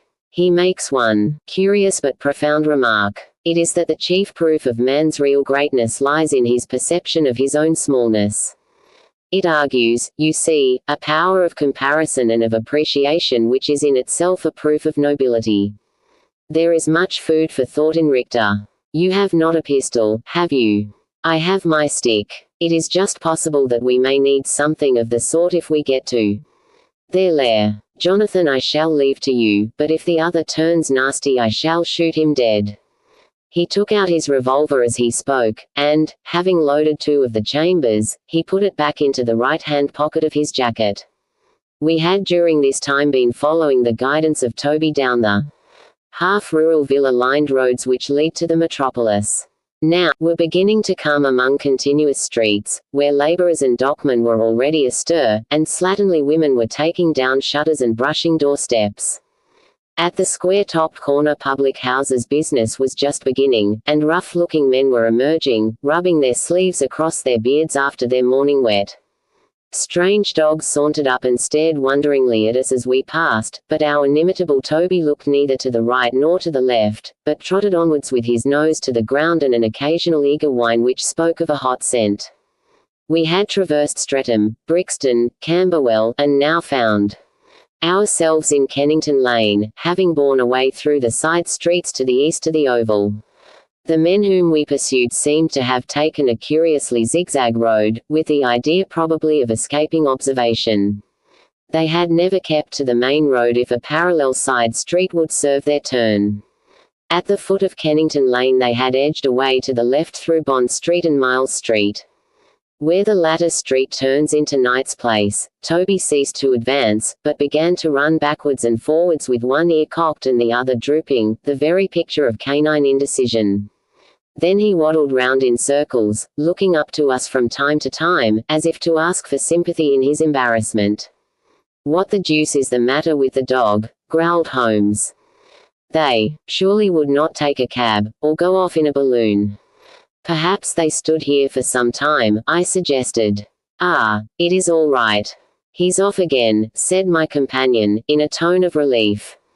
He was indeed off, for after sniffing round again he suddenly made up his mind, and darted away with an energy and determination such as he had not yet shown.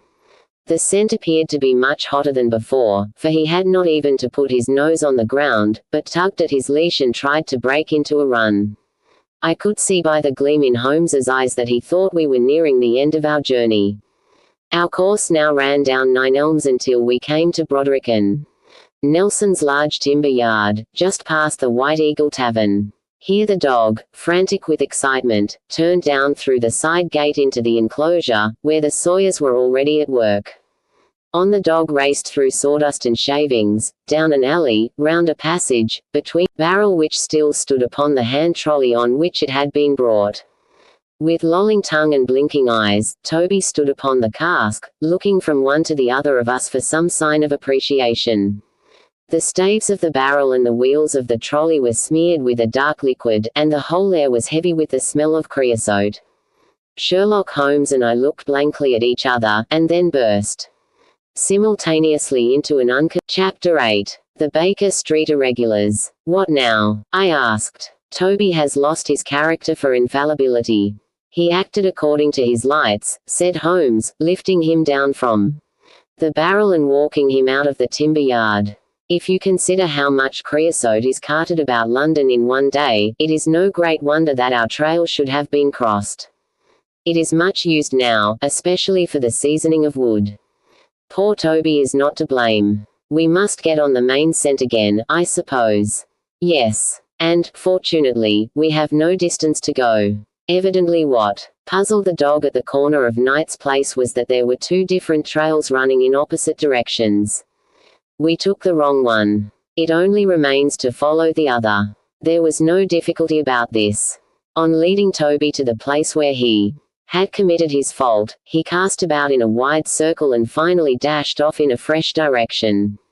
"We must take care that he does not now bring us to the place where the creosote barrel came from," I observed.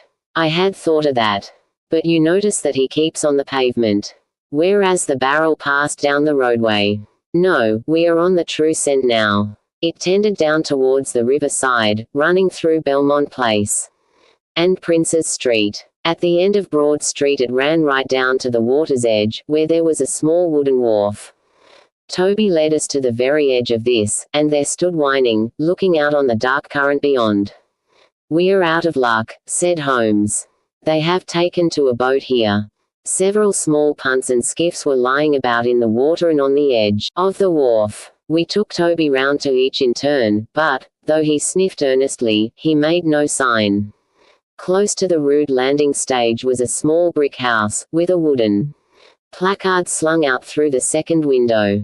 Mordecai Smith was printed across it in large letters, and, underneath, boats to hire by the hour or day.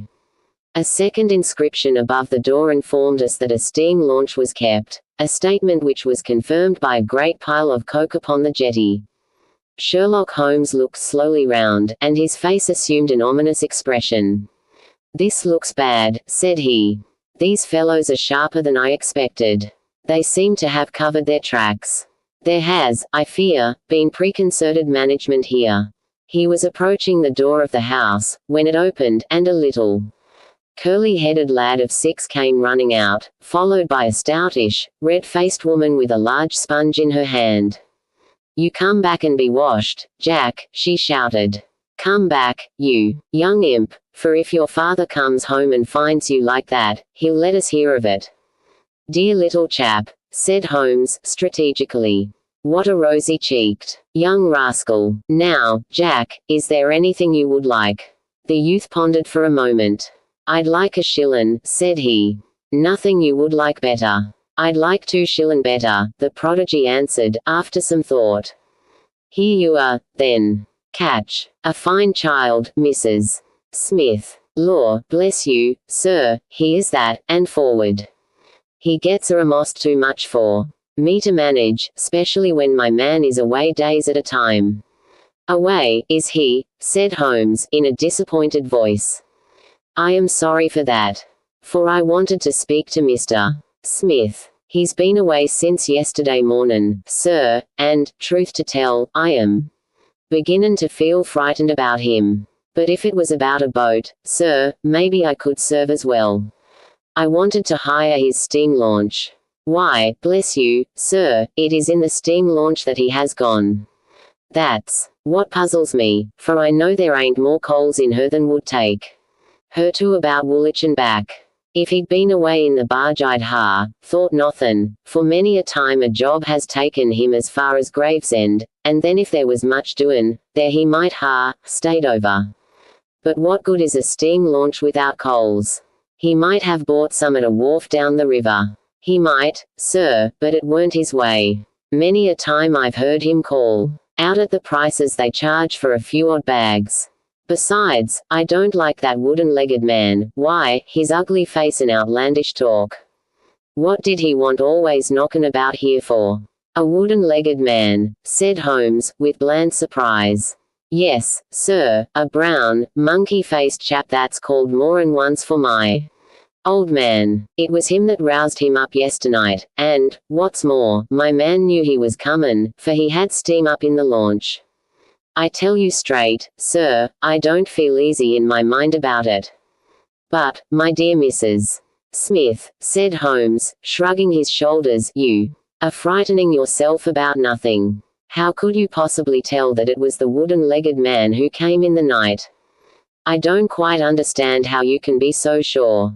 His voice, sir, I knew his voice, which is kind o' thick and foggy.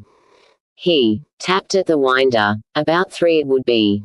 'Show a leg, matey,' says he, 'time to turn out guard.' My old man woke up Jim, that's my eldest, and away they went, without so much as a word to me. I could hear the wooden leg clackin' on the stones. And was this wooden-legged man alone? Couldn't say, I am sure, sir. I didn't hear no one else. I am sorry, Mrs. Smith, for I wanted a steam launch, and I have heard good reports of the, let me see, what is her name? The Aurora, sir. Ah, she's not that old green launch with a yellow line, very broad in the beam. No, indeed. She's as trim a little thing as any on the river. She's been fresh painted, black with 2 red streaks. Thanks. I hope that you will know that you are uneasy. A black funnel, you say? No, sir. Black with a white band. Ah, of course. It was the sides which were black. Good morning, Mrs. Smith. There is a boatman here with a wherry, Watson. We shall take it and cross the river. The main thing with people of that sort, said Holmes, as we sat in the sheets of the wherry, is never to let 'em think that their information can be of the slightest importance to you. If you do, they will instantly shut up like an oyster. If you listen to them under protest, as it were, you are very likely to get what you want. Our course now seems pretty clear, said I. What would you do, then? I would engage a launch and go down the river on the track of the Aurora. My dear fellow, it would be a colossal task. She may have touched at any wharf on either side of the stream between here and Greenwich. Below the bridge there is a perfect labyrinth of landing places for miles. It would take you days and days to exhaust them, if you set about it alone. Employ the police, then. No, I shall probably call Athelney Jones in at the last moment. He is not a bad fellow, and I should not like to do anything which would injure him professionally. But I have a fancy for working it out myself, now that we have gone so far. Could we advertise, then, asking for information from wharfingers? Worse and worse. Our men would know that the chase was hot at their heels, and they would be off out of the country. As it is, they are likely enough to leave, but as long as they think they are perfectly safe they will be in no hurry. Jones's energy will be of use to us there, for his view of the case is sure to push itself into the daily press, and the runaways will think that every one is off on the wrong scent. What are we to do, then? I asked, as we landed near Millbank Penitentiary. Take this hansom, drive home, have some breakfast, and get an hour's sleep. It is quite telegraph office, cabby. We will keep Toby, for he may be of use to us yet. We pulled up at the Great Peter Street Post Office, and Holmes dispatched his wire. Whom do you think that is to? He asked, as we resumed our journey. I am sure I don't know. You remember the Baker Street Division of the Detective Police Force, whom I employed in the Jefferson Hope case. Well, said I, laughing. This is just the case where they might be invaluable. If they fail, I have other resources, but I shall try them first. That wire was to my dirty little lieutenant, Wiggins, and I expect that he and his gang will be with us before we have finished our breakfast. It was between 8 and 9 o'clock now, and I was conscious of a strong reaction after the successive excitements of the night. I was limp and weary, befogged in mind and fatigued in body. I had not the professional enthusiasm which carried my companion on, nor could I look at the matter as a mere abstract intellectual problem. As far as the death of Bartholomew Sholto went, I had heard little good of him, and could feel no intense antipathy to his murderers. The treasure, however, was a different matter. That, or part of it, belonged rightfully to Miss Morstan. While there was a chance of recovering it I was ready to devote my life to the one object. True, if I found it it would probably put her forever beyond my reach. Yet it would be a petty and selfish love which would be influenced by such a thought as that. If Holmes could work to find the criminals, I had a tenfold stronger reason to urge me on to find the treasure. A bath at Baker Street and a complete change freshened me up wonderfully. When I came down to our room I found the breakfast laid and Holmes pouring out the coffee. Here it is, said he, laughing, and pointing to an open newspaper. The energetic Jones and the ubiquitous reporter have fixed it up between them. But you have had enough of the case. Better have your ham and eggs first. I took the paper from him and read the short notice, which was headed, Mysterious Business at Upper Norwood.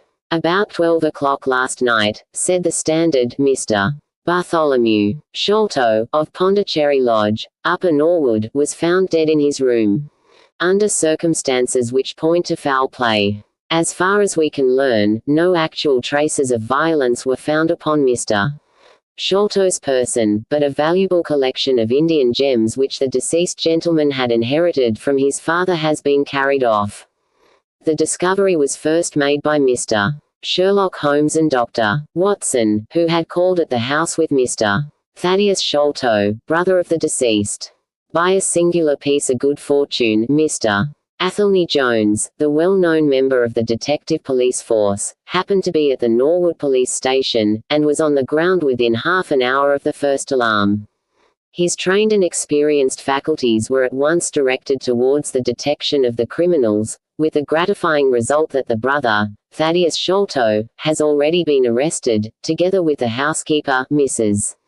Burnstone, an Indian butler named Lal Rao, and a porter, or gatekeeper, named McMurdo. It is quite certain that the thief or thieves were well acquainted with the house, for Mr. Jones's well-known technical knowledge and his powers of minute observation have enabled him to prove conclusively that the miscreants could not have entered by the door or by the window, but must have made their way across the roof of the building, and so through a trapdoor into a room which communicated with that in which the body was found. This fact, which has been very clearly made out, proves conclusively that it was no mere haphazard burglary. The prompt and energetic action of the officers of the law shows the great advantage of the presence on such occasions of a single vigorous and masterful mind. We cannot but think that it supplies an argument to those who would wish to see our detectives more decentralized, and so brought into closer and more effective touch with the cases which it is their duty to investigate. "Isn't it gorgeous?" said Holmes, grinning over his coffee cup. "What do you think of it?" "I think that we have had a close shave ourselves of being arrested for the crime. By heaven, Holmes," I said, half rising, "I believe that they are really after us. No, it is not quite so bad as that. It is the unofficial force, the Baker Street irregulars." As he spoke, there came a swift pattering of naked feet upon the stairs, a clatter of high voices, and in rushed a dozen dirty and ragged little street Arabs. There was some show of discipline among them, despite their tumultuous entry, for they instantly drew up in line and stood facing us with expectant faces. One of their number, taller and older than the others, stood forward with an air of lounging superiority which was very funny in such a disreputable little scarecrow. "Got your message, sir," said he, "and brought 'em on sharp. 3 bob, and a tanner for tickets." "Here you are," said Holmes, producing some silver. "In future they can report to you, Wiggins, and you to me. I cannot have the house invaded in this way. However, it is just as well that you should all hear the instructions. I want to find the whereabouts of a steam launch called the Aurora, owner Mordecai Smith, black with 2 red streaks, funnel black with a white band. She is down the river somewhere. I want one boy to be at Mordecai Smith's landing stage opposite Millbank to say if the boat comes back. You must divide it out among yourselves, and do both banks thoroughly. Let me know the moment you have news. Is that all clear?" "Yes, governor," said Wiggins. "The old scale of pay, and a guinea to the boy who finds the boat. Here's a day in advance. Now off you go." He handed them a shilling each, and away they buzzed down the stairs, and I saw them a moment later streaming down the street. "If the launch is above water they will find her," said Holmes, as he rose from the table and lit his pipe. "They can go everywhere, see everything, overhear everyone. I expect to hear before evening that they have spotted her. In the meanwhile, we can do nothing but await results. We cannot pick up the broken trail until we find either the Aurora or Mr. Mordecai Smith. Toby could eat these scraps, I dare say. Are you going to bed, Holmes?" "No, I am not tired. I have a curious constitution. I never remember feeling tired by work, though idleness exhausts me completely. I am going to smoke and to think over this queer business to which my fair client has introduced us. If ever man had an easy task, this of ours ought to be. Wooden-legged men are not so common, but the other man must, I should think, be absolutely unique. That other man again. I have no wish to make a mystery of him, to you, anyway. But you must have formed your own opinion. Now, do consider the data. Diminutive footmarks, toes never fettered by boots, naked feet, stone-headed wooden mace, great agility, small poison darts. What do you make of all this?" A savage, I exclaimed. Perhaps one of those Indians who were the associates of Jonathan Small. Hardly that, said he. When first I saw signs of strange weapons I was inclined to think so, but the remarkable character of the footmarks caused me to reconsider my views. Some of the inhabitants of the Indian Peninsula are small men, but none could have left such marks as that. The Hindu proper has long and thin feet. The sandal-wearing Mohammedan has the great toe well separated from the others, because the thong is commonly passed between. These little darts, too, could only be shot in one way. They are from a blowpipe. Now, then, where are we to find our savage? South American, I hazarded. He stretched his hand up, and took down a bulky volume from the shelf. This is the first volume of a gazetteer which is now being published. It may be looked upon as the very latest authority.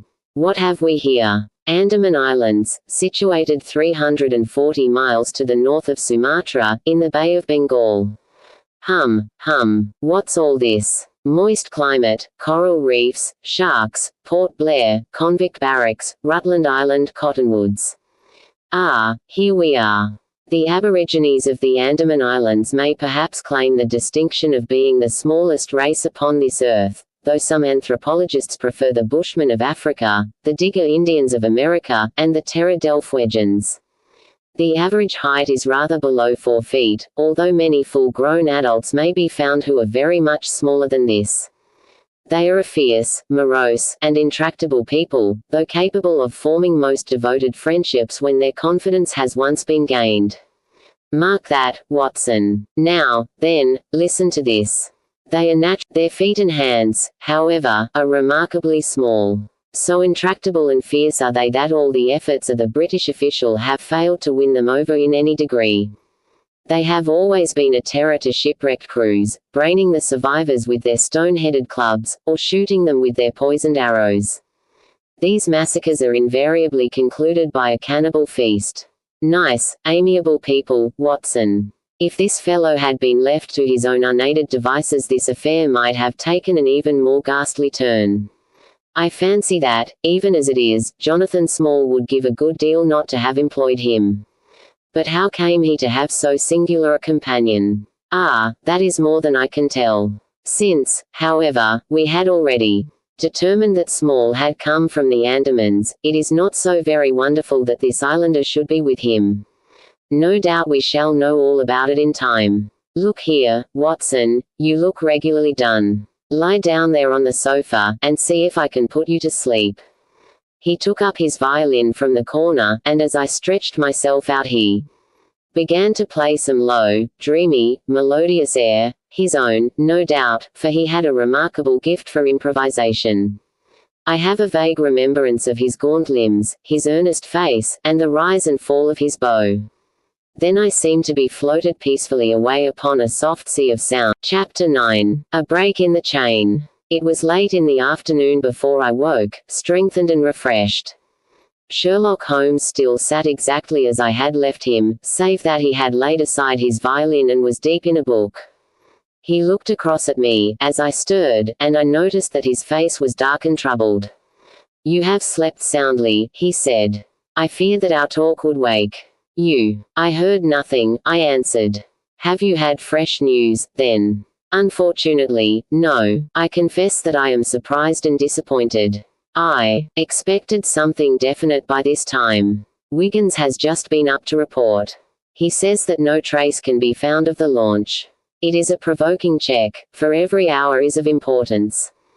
Can I do anything? I am perfectly fresh now, and quite ready for another night's outing. No, we can do nothing. We can only wait. If we go ourselves, the message might come in our absence, and delay be caused. You can do what you will, but I must remain on guard. Then I shall run over to Camberwell and call upon Mrs. Cecil Forrester. She asked me to, yesterday." "On Mrs. Cecil Forrester?" asked Holmes, with a twinkle of a smile in his eyes. "Well, of course Miss Morstan too." They were anxious to hear what happened. "I would not tell them too much," said Holmes. "Women are never to be entirely trusted. Not the best of them. I did not pause to argue over this atrocious sentiment. I shall be back in an hour or two, I remarked. All right. Good luck. But, I say, if you are crossing the river you may as well return Toby, for I don't think it is at all likely that we shall have any use for him now.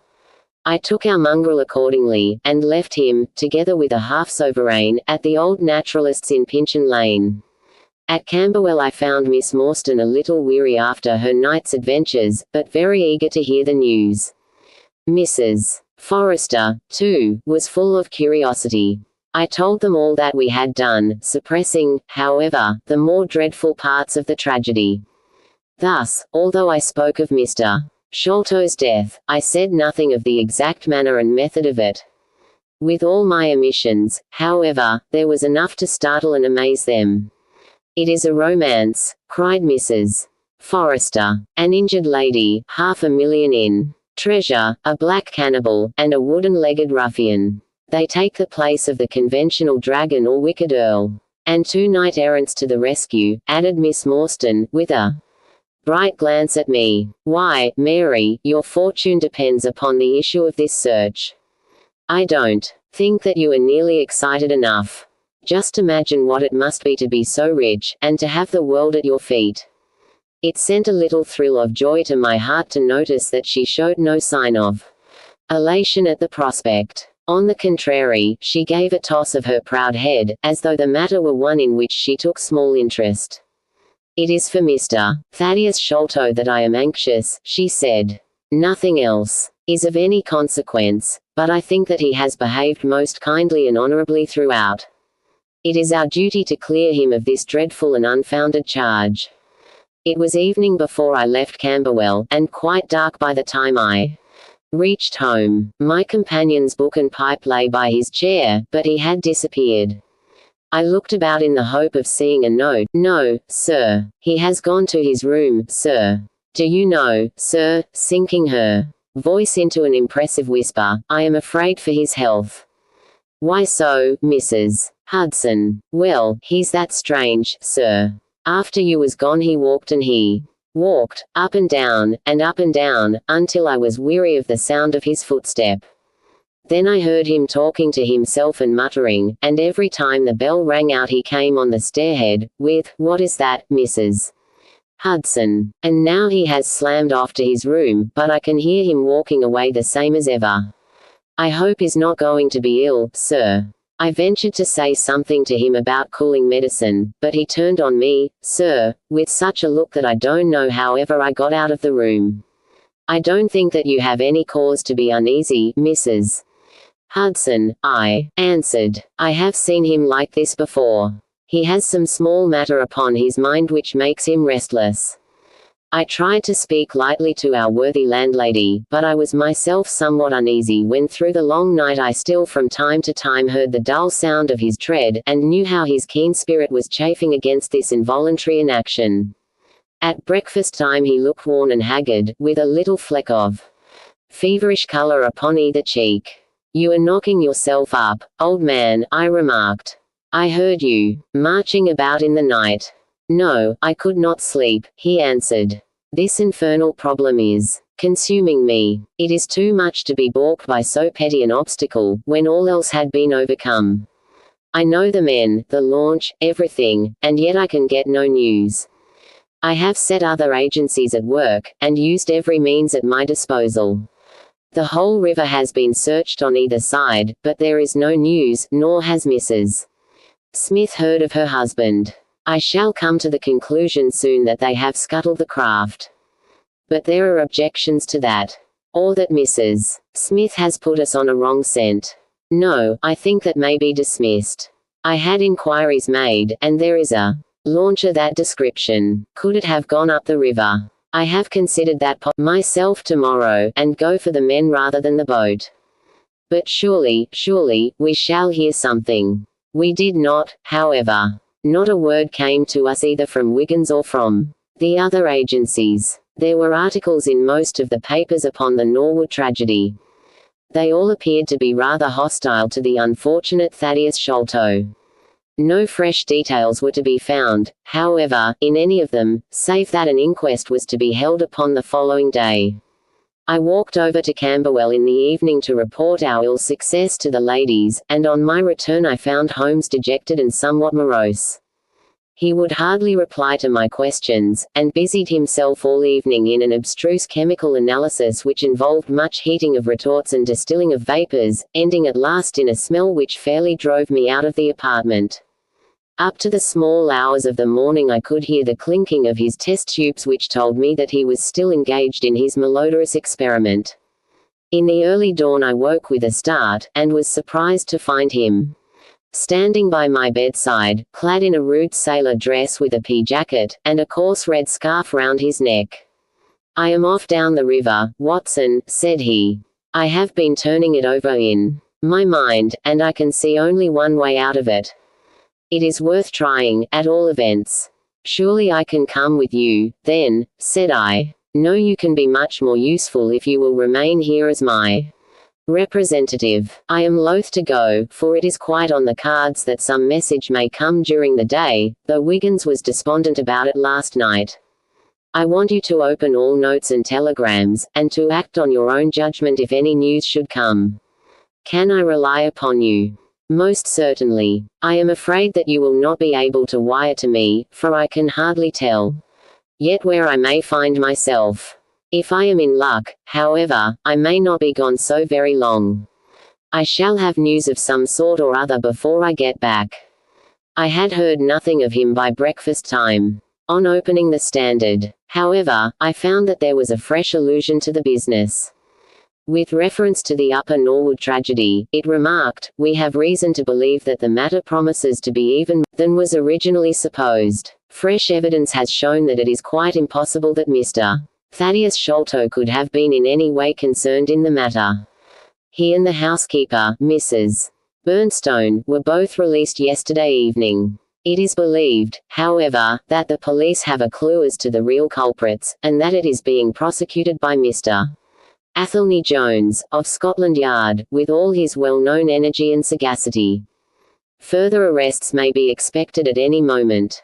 That is satisfactory so far as it goes, thought I. Friend Sholto is safe, at any rate. I wonder what the fresh clue may be, though it seems to be a stereotyped form whenever the police have made a blunder.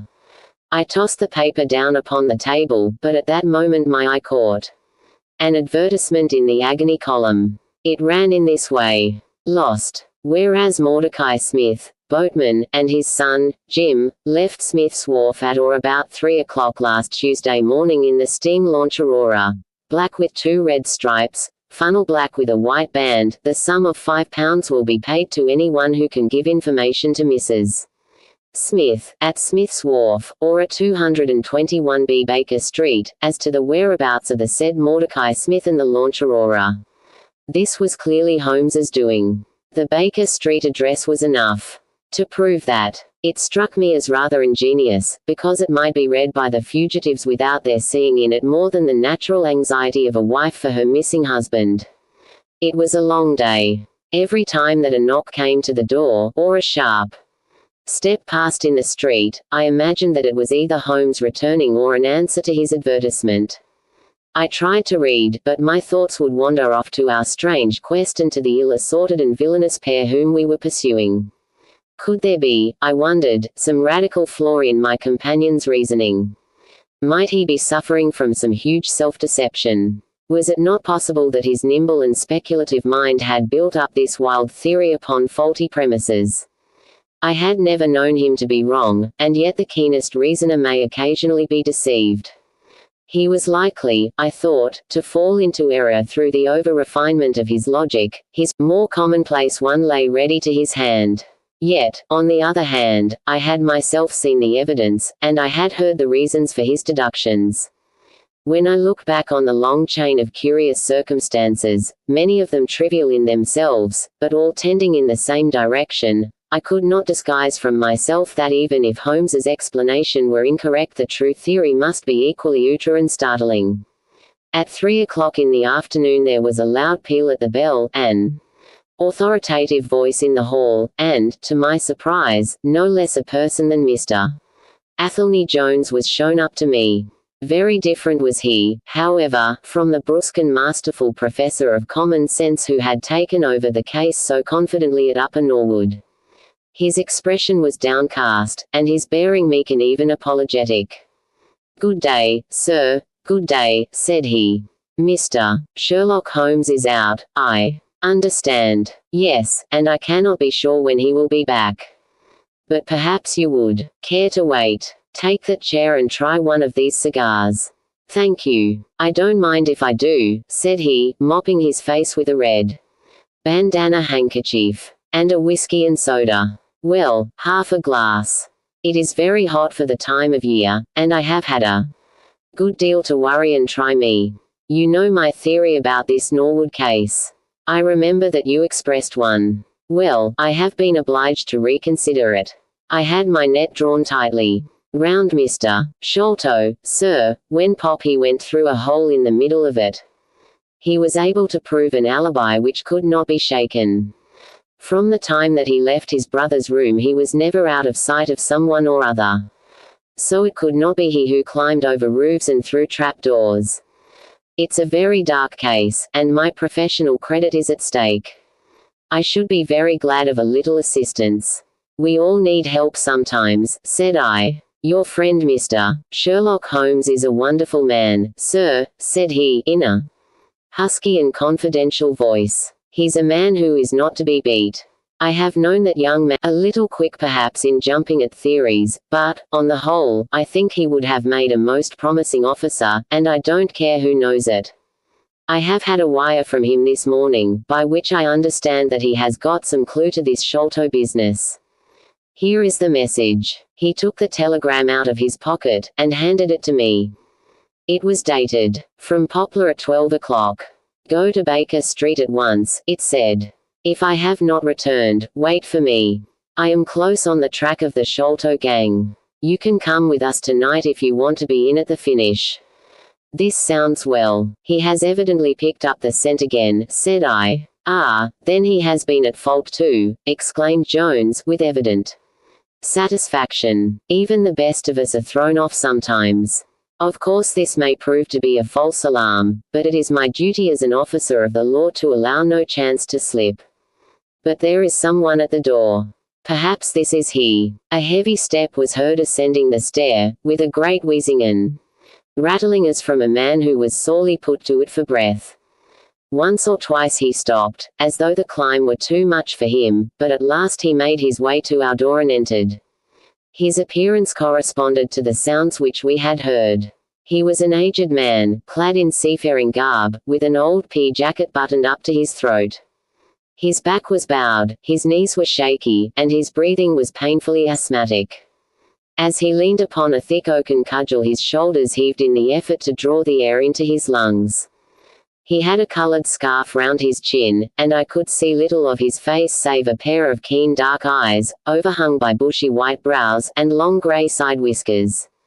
Altogether he gave me the impression of a respectable master mariner who had fallen into years and poverty. "What is it, my man?" I asked. He looked about him in the slow methodical fashion of old age. "Is Mr. Sherlock Holmes here?" said he. "No, but I am acting for him. You can tell me any message you have for him." "It was to him himself I was to tell it," said he.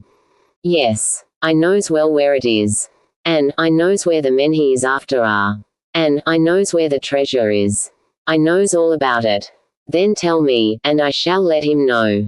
"It was to him I was to tell it," he repeated, with the petulant obstinacy of a very old man. "Well, you must wait for him." No, I ain't goin' to lose a whole day to please no one. If Mr. Holmes ain't here, then Mr. Holmes must find it all out for himself. I don't care about the look of either of you, and I won't tell a word." He shuffled towards the door, but Athelney Jones got in front of him. "Wait a bit, my friend," said he. "You have important information, and you must not walk off.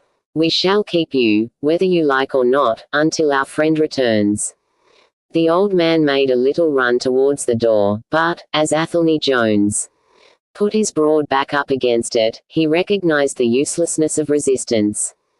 "Pretty sorto treatment this," he cried, stamping his stick. "I come here to see a gentleman, and you too, who I never saw in my life, sees me and treat me in this fashion. You will be none the worse," I said. "We shall recompense you for the loss of your time. Sit over here on the sofa, and you will not have long to wait." He came across sullenly enough, and seated himself with his face resting on his hands. Jones and I resumed our cigars and our talk. Suddenly, however, Holmes's voice broke in upon us. "I think that you might offer me a cigar too," he said. We both started in our chairs. There was Holmes sitting close to us with an air of quiet amusement. "Holmes," I exclaimed, "you here? But where is the old man?" "Here is the old man," said he, holding out a heap of white hair. "Here he is, wig, whiskers, eyebrows, and all. I thought my disguise was pretty good, but I hardly expected that it would stand the test." "Ah, you rogue," cried Jones, highly delighted. "You would have made an actor, and a rare one. Weak legs of yours are worth £10 a week. I thought I knew the glint of your eye, though. You didn't get away from us so easily, you see." "I have been working in that get-up all day," said he, lighting his cigar. "You see, a good many of the criminal classes begin to know me, especially since our friend here took to publishing some of my cases, so I can only go on the warpath under some simple disguise like this. You got my wire." "Yes, that was what brought me here." "How has your case prospered?" "It has all come to nothing. I have had to release 2 of my prisoners. And there is no evidence against the other 2. "Never mind. We shall give you 2 others in the place of them. But you must put yourself under my orders. You are welcome to all the official credit, but you must act on the line that I point out." "Is that agreed?" "Entirely, if you will help me to the men." "Well, then, in the first place I shall want a fast police boat, a steam launch, to be at the Westminster Stairs at 7 o'clock. That is easily managed. There is always one about there, but I can step across the road and telephone to make sure. Then I shall want 2 staunch men, in case of resistance. There will be 2 or 3 in the boat. What else? When we secure the men we shall get the treasure. I think that it would be a pleasure to my friend here to take the box round to the young lady to whom half of it rightfully belongs. Let her be the first to open it. Watson, it would be a great pleasure to me." "Rather an irregular proceeding," said Jones, shaking his head. "However, the whole thing is irregular, and I suppose we must wink at it.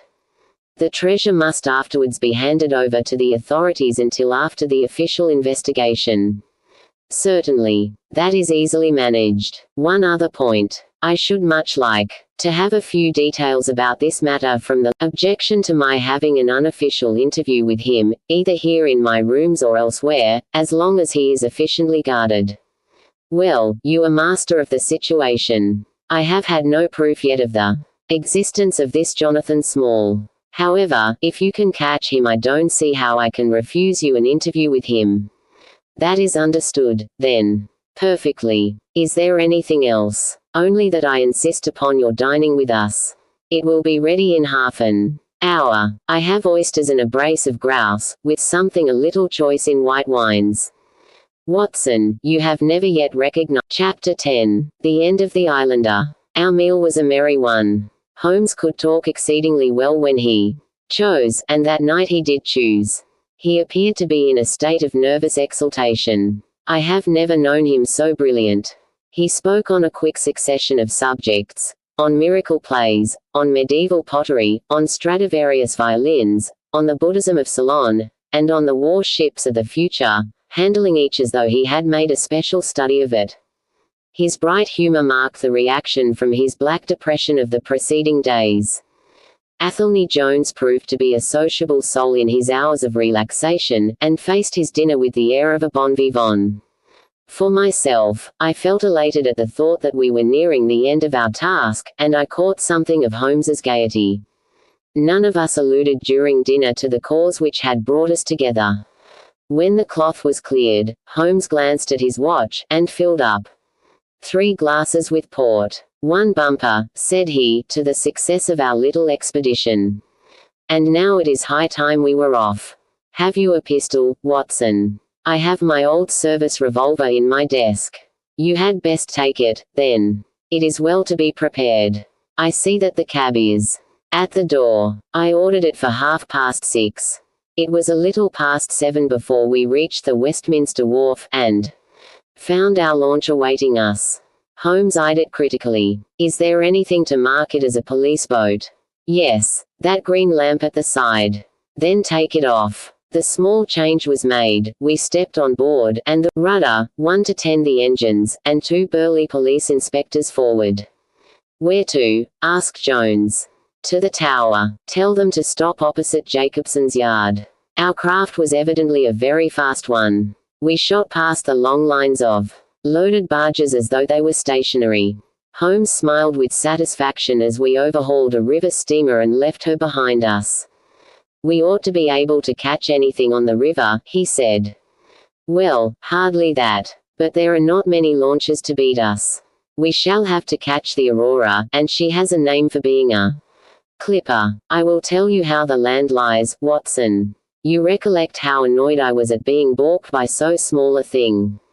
Yes. Well, I gave my mind a thorough rest by plunging into a chemical analysis. One of our greatest statesmen has said that a change of work is the best rest. So it is. When I had succeeded in dissolving the hydrocarbon which I was at work at, I came back to our problem of the Sholtos, and thought the whole matter out again. My boys had been up the river and down the river without result. The launch was not at any landing stage or wharf, nor had it returned. Yet it could hardly have been scuttled to hide their traces, though that always remained as a possible hypothesis if all else failed. I knew this man Small had a certain degree of low cunning, but I did not think him capable of anything in the nature of delicate finesse. That is usually a product of higher education. I then reflected that since he had certainly been in London some time, as we had evidence that he maintained a continual watch over Pondicherry Lodge, he could hardly leave at a moment's notice, but would need some little time, if it were only a day, to arrange his affairs. That was the balance of probability, at any rate. It seems to me to be a little weak, said I. It is more probable that he had arranged his affairs before ever he set out upon his expedition. No, I hardly think so. This lair of his would be too valuable a retreat in case of need for him to give it up until he was sure that he could do without it. But a second consideration struck me.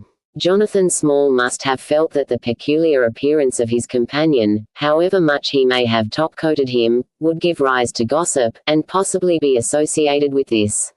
Nor would tragedy. He was quite sharp enough to see that.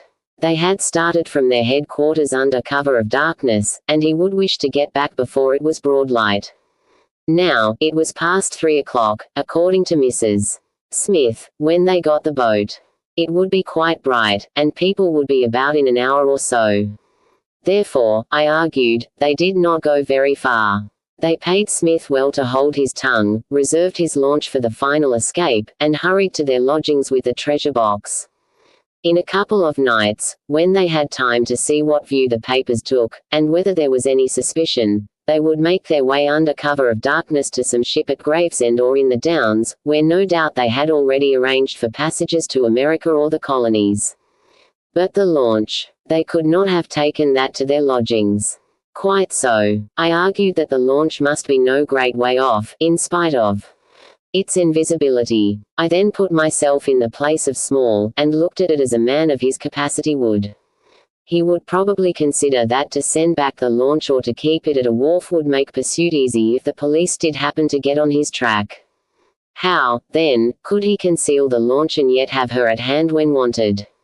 I wondered what I should do myself if I were in his shoes. I could only think of one way of doing it. I might land the launch over to some boat builder or repairer, with directions to make a trifling change in her. She would then be removed to his shed or yard, and so be effectually concealed, while at the same time I could have her at a few hours' notice. That seems simple enough. It is just these very simple things which are extremely liable to be overlooked. However, I determined to act on the idea. I started at once in this harmless seaman's rig and inquired at all the yards down the river. I drew blank at 15, but at the 16th. Jacobson's. I learned that the Aurora had been handed over to them 2 days ago by a wooden-legged man, with some trivial directions as to her rudder. "There ain't naught amiss with her rudder," said the foreman. "There she lies, with the red streaks." At that moment who should come down but Mordecai Smith, the missing owner. He was rather the worse for liquor. I should not, of course, have known him, but he bellowed out his name and the name of his launch. "I want her tonight at 8 o'clock, said he, 8 o'clock sharp, mind him well, for he was very flush of money, chucking shillings about to the men. I followed him some distance, but he subsided into an alehouse, so I went back to the yard, and, happening to pick up one of my boys on the way, I stationed him as a sentry over the launch. He is to stand at water's edge and wave his handkerchief to us when they start. We shall be lying off in the stream, and it will be a strange thing if we do not take men, treasure, and all. You have planned it all very neatly, whether they are the right men or not," said Jones, "but if the affair were in my hands I should have had a body of police in Jacobson's yard, and arrested them when they came down. Which would have been never. This man Small is a pretty shrewd fellow. He would send a scout on ahead, and if anything made him suspicious lie snug for another week. But you might have stuck to Mordecai Smith, and so been led to their hiding place," said I. "In that case I should have wasted my day. I think that it is 100 to 1 against Smith knowing where they live. As long as he has liquor and good pay, why should he ask questions? They send him messages what to do. No, I thought over every possible course, and this is the best." While this conversation had been proceeding, we had been shooting the long series of bridges which span the Thames. As we passed the city the last rays of the sun were gilding the cross upon the summit of St.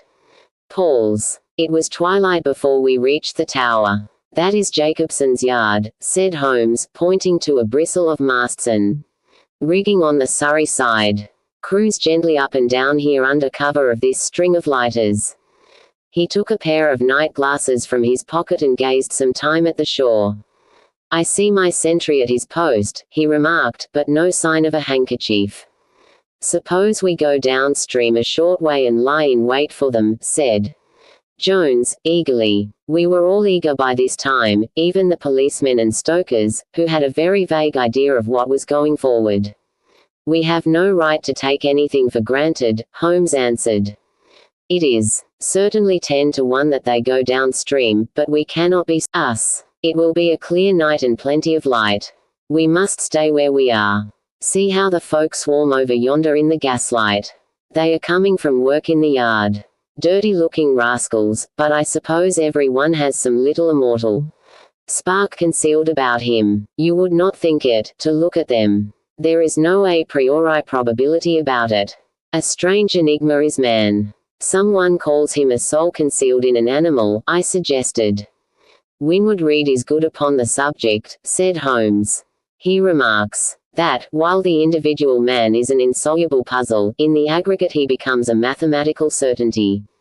You can, for example, never foretell what any one man will do, but you can say with precision what an average number will be up to. Individuals vary, but percentages remain constant. So says the statistician. But do I see a handkerchief?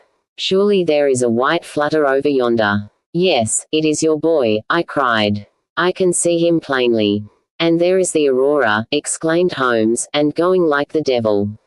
Full speed ahead, engineer. Make after that launch with the yellow light. By heaven, I shall never forgive myself if she proves to have the heels of us. She had slipped unseen through the yard entrance and passed behind 2 or 3 small craft, so that she had fairly got her speed up before we saw her. Now she was flying down the stream, near into the shore, going at a tremendous rate. Jones looked gravely at her and shook his head. She is very fast, he said. I doubt if we shall catch her. We must catch her, cried Holmes, between his teeth. Heap it on, stokers. Make her do all she can. If we burn the boat we must have them. We were fairly after her now. The furnaces roared, and the powerful engines whizzed and clanked, like a great metallic heart. Her sharp, steep prow cut through the river water and sent 2 rolling waves to right and to left of us. With every throb of the engines we sprang and quivered like a living thing. One great yellow lantern in our bows threw a long, flickering funnel of light in front of us. Right ahead a dark blur upon the water showed where the Aurora lay, and the swirl of white foam behind her spoke of the pace at which she was going. We flashed past barges, steamers, merchant vessels, in and out, behind this one and round the other. Voices hailed us out of the darkness, but still the Aurora thundered on, and still we followed close upon her track. "Pilot on, men, pilot on," cried Holmes, looking down into the engine room, while the fierce glow from below beat upon his eager, aquiline face.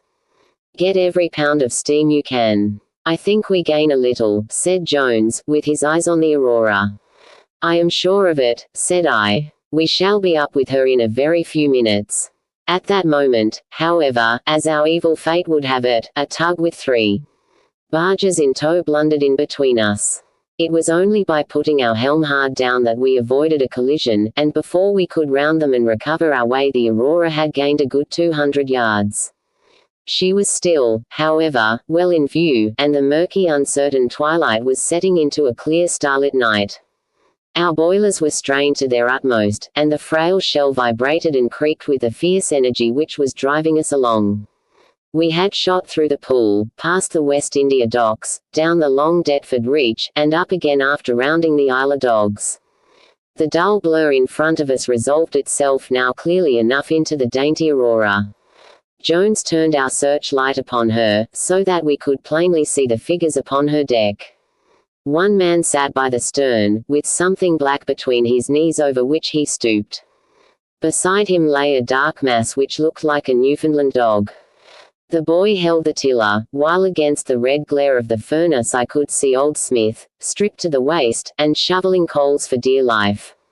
They may have had some doubt at first as to whether we were really pursuing them, but now as we followed every winding and turning which they took there could no longer be any question about it.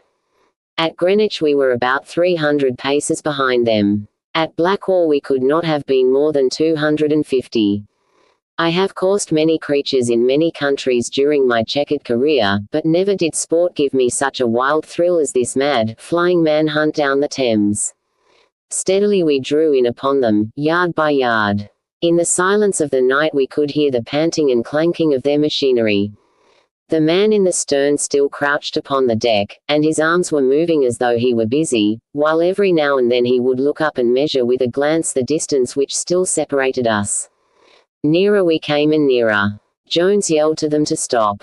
We were not more than 4 boats' lengths behind them, both boats flying at a tremendous pace. It was a clear reach of the river, with Barking level upon one side and the melancholy Plumstead marshes upon the other.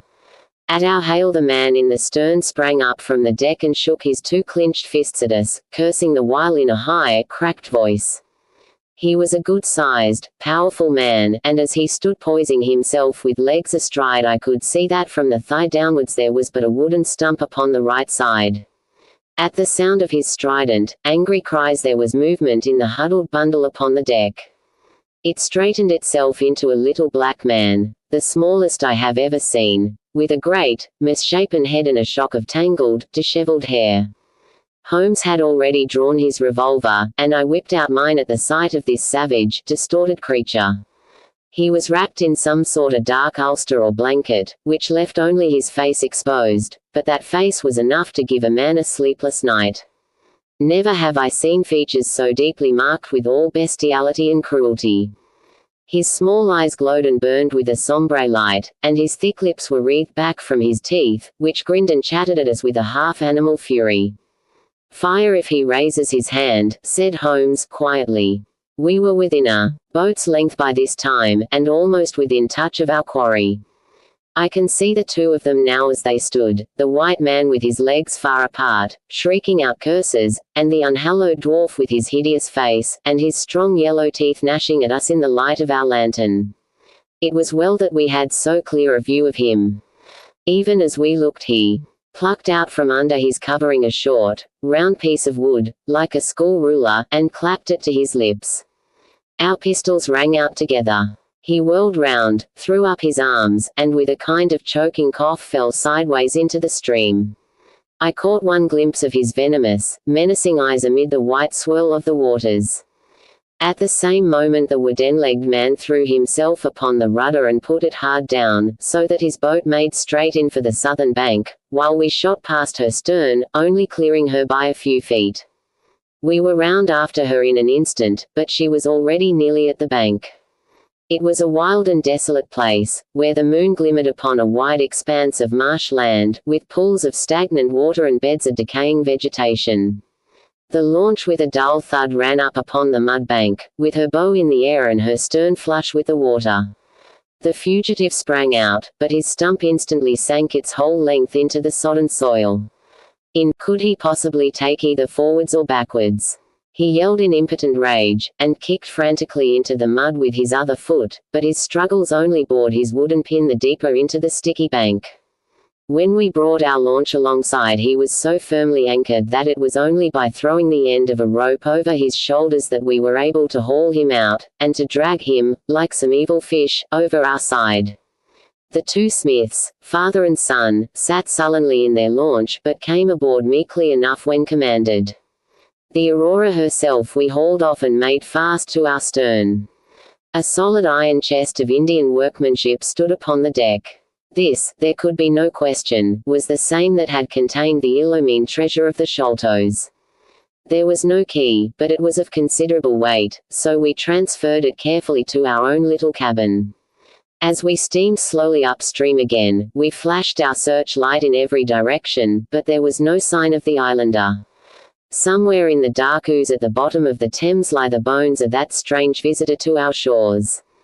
"See here," said Holmes, pointing to the wooden hatchway. We were hardly quick enough with our pistols. There, sure enough, just behind where we had been standing, stuck one of those murderous darts which we knew so well. It must have whizzed between us at the instant that we fired. Holmes smiled at it and shrugged his shoulders in his easy fashion, but I confess that at Chapter 11, The Great Agra Treasure, our captive sat in the cabin opposite to the iron box which he had done so much and waited so long to gain. He was a sunburned, reckless-eyed fellow, with a network of lines and wrinkles all over his mahogany features, which told of a hard, open-air life. There was a singular prominence about his bearded chin which marked a man who was not to be easily turned from his purpose. His age may have been 50 or thereabouts, for his black, curly hair was thickly shot with grey. His face in repose was not an unpleasing one, though his heavy brows and aggressive chin gave him, as I had lately seen, a terrible expression when moved to anger. He sat now with his handcuffed hands upon his lap, and his head sunk upon his breast, while he looked with his keen, twinkling eyes at the box which had been the cause of his ill-doings. It seemed to me that there was more sorrow than anger in his rigid and contained countenance. Once he looked up at me with a gleam of something like humor in his eyes. "Well, Jonathan Small," said Holmes, lighting a cigar, "I am sorry that it has come to this." "And so am I, sir," he answered, frankly. "I don't believe that I can swing over the job. I give you my word on the book that I never raised hand against Mr. Sholto. It was that little hellhound Tonga who shot one of his cursed darts into him. I had no part in it, sir. I was as grieved as if it had been my blood relation. I welted the little devil with the slack end of the rope for it, but it was done, and I could not undo it again." "Have a cigar," said Holmes, "and you had best take a pull out of my flask, for you are very wet. How could you expect so small and weak a man as this black fellow to overpower Mr. Sholto and hold him while you were climbing the rope? You seem to know as much about it as if you were there, sir. The truth is, that I hoped to find the room clear. I knew the habits of the house pretty well, and it was the time when Mr. Sholto usually went down to his supper. I shall make no secret of the business. The best defense that I can make is just the simple truth. Now, if it had been the old Major I would have swung for him with a light heart. I would have thought no more of knifing him than of smoking this cigar. But it is cursed hard that I should be lagged over this young Sholto, with whom I had no quarrel whatever. You are under the charge of Mr. Athelney Jones, of Scotland Yard. He is going to bring you up to my rooms, and I shall ask you for a true account of the matter. You must make a clean breast of it, for if you do I hope that I may be of use to you. I think I can prove that the poison acts so quickly that the man was dead before ever you reached the room. That he was, sir. I never got such a turn in my life as when I saw him grinning at me with his head on his shoulder as I climbed through the window. It fairly shook me, sir. I'd have half killed Tonga for it if he had not scrambled off. That was how he came to leave his club, and some of his darts too, as he tells me, which I dare say helped to put you on our track, though how you kept on it is more than I can tell. I don't feel no malice against you for it. But it does seem a queer thing, he added, with a bitter smile, that I who have a fair claim to nigh upon $500,000 of money should spend the first half of my life building a breakwater in the Andamans, and am like to spend the other half digging drains at Dartmoor. It was an evil day for me when first I clapped eyes upon the merchant Achmet and had to do with the Agra treasure, which never brought anything but a curse yet upon the man who owned it.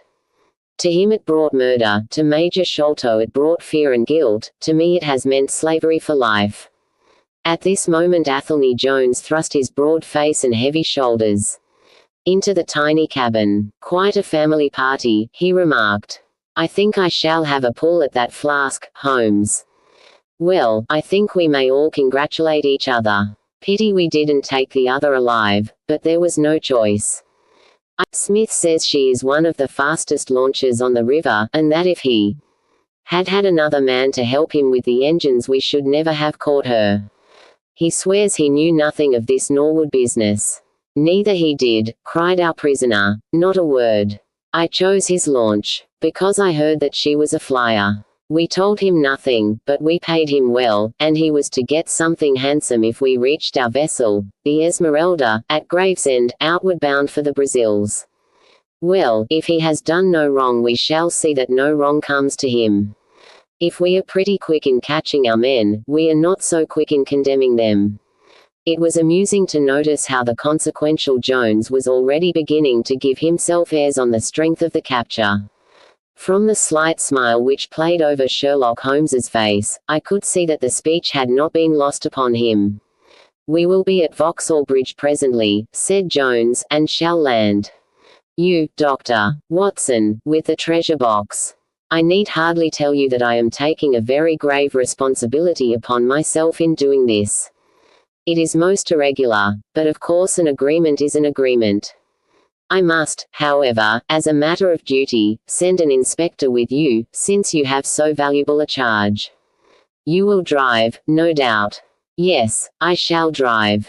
It is a pity there is no key, that we may make an inventory first.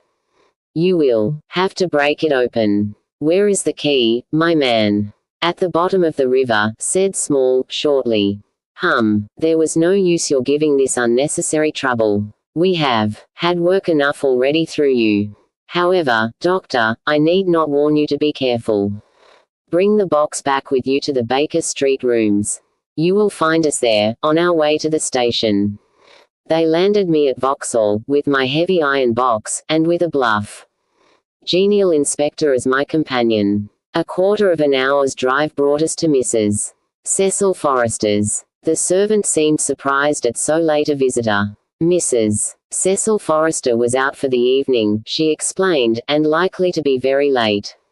Miss Morstan, however, with soft light of a shaded lamp fell upon her as she leaned back in the basket chair, playing over her sweet, grave face, and tinting with a dull, metallic sparkle the rich coils of her luxuriant hair. One white arm and hand drooped over the side of the chair, and her whole pose and figure spoke of an absorbing melancholy.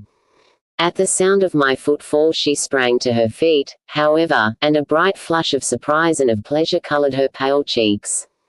I heard a cab drive up, she said.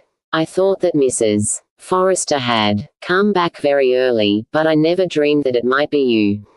What news have you brought me? I have brought something better than news, said I, putting down the box upon the table and speaking jovially and boisterously, though my heart was heavy within me. "I have brought you something which is worth all the news in the world. I have brought you a fortune." She glanced at the iron box. "Is that the treasure, then?" she asked coolly. "Enough. Yes, this is the great Agra treasure. Half of it is yours and half is Thaddeus Sholto's. You will have a couple of 100,000 each. Think of that. An annuity of £10,000. There will be few richer young ladies in England. Is it not glorious?" I think that I must have been rather overacting my delight, and that she detected a hollow ring in my congratulations, for I saw her eyebrows rise a little, and she glanced at me curiously. "If I have it," said she, "I owe it to you." "No, no," I answered, "not to me, but to my friend Sherlock Holmes. With all the will in the world, I could never have followed up a clue which has taxed even his analytical genius. As it was, we very nearly lost it at the last moment. Pray sit down and tell me all about it, Dr. Watson," said she. I narrated briefly what had occurred since I had seen her last. Holmes's new method of search, the discovery of the Aurora, the appearance of Athelney Jones, our expedition in the evening, and the wild chase down the Thames. She listened with parted lips and shining eyes to my recital of "It is nothing," she said, as I hastened to pour her out some water. "I am all right again. It was a shock to me to hear that I had placed my friends in such horrible peril." "That is all over," I answered. "It was nothing. I will tell you no more gloomy details. Let us turn to something brighter. There is the treasure. What could be brighter than that? I got leave to bring it with me, thinking that it would interest you to be the first to see it." "It would be of the greatest interest to me," she said. There was no eagerness in her voice, however. It had struck her, doubtless, that it might seem ungracious upon her part to be indifferent to a prize which had cost so much to win. "What a pretty box," she said, stooping over it. "This is Indian work, I suppose." "Yes, it is Benares metal work. And so heavy," she exclaimed, trying to raise it. "The box alone must be of some value. Where is the key?" "Small threw it into the Thames," I answered. "I must borrow Mrs. Forrester's poker." There was in the front a thick and broad hasp, wrought in the image of a sitting Buddha. Under this I thrust the end of the poker and twisted it outward as a lever. The hasp sprang open with a loud snap. With trembling fingers I flung back the lid. We both stood gazing in astonishment. The box was empty. No wonder that it was heavy. The ironwork was 2/3 of an inch thick all round. It was massive, well made, and solid, like a chest constructed to carry things of great price, but not one shred or crumb of metal or jewelry lay within it. It was absolutely and completely empty. "The treasure is lost," said Miss Morstan, calmly.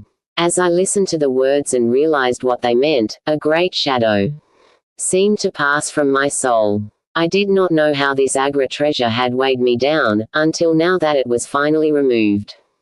It was selfish, no doubt, disloyal, wrong, but I could realize nothing save that the golden barrier was gone from between us. "Thank God," I ejaculated from my very heart. "Because you are within my reach again," I said, taking her hand. She did not withdraw it. "Because I love you, Mary, as truly as ever a man loved a woman. Because this treasure, these riches, sealed my lips. Now that they are gone I can tell you how I love you. That is why I said, thank God." Single quote. "Then I say, thank God, too," she whispered, as I drew her to my side. Whoever had lost a treasure, I knew that night that I had gained one. Chapter 12. The Strange Story of Jonathan Small. A very patient man was that inspector in the cab, for it was a weary time before I rejoined him. His face clouded over when I showed him the empty box. "There goes the reward," said he, gloomily. "Where there is no money, there is no pay. This night's work would have been worth a tenner each to Sam Brown and me if the treasure had been there." "Mr. Thaddeus Sholto is a rich man," I said. "He will see that you are rewarded, treasure or no." The inspector shook his head despondently, however. "It's a bad job," he repeated, "and so Mr. Athelney Jones will think. His forecast proved to be correct, for the detective looked blank enough. When I got to Baker Street and showed him the empty box. They had only just arrived, Holmes, the prisoner, and he, for they had changed their plans so far as to report themselves at a station upon the way. My companion lounged in his armchair with his usual listless expression, while Small sat stolidly opposite to him with his wooden leg cocked over his sound one. As I exhibited the empty box, he leaned back in his chair and laughed aloud.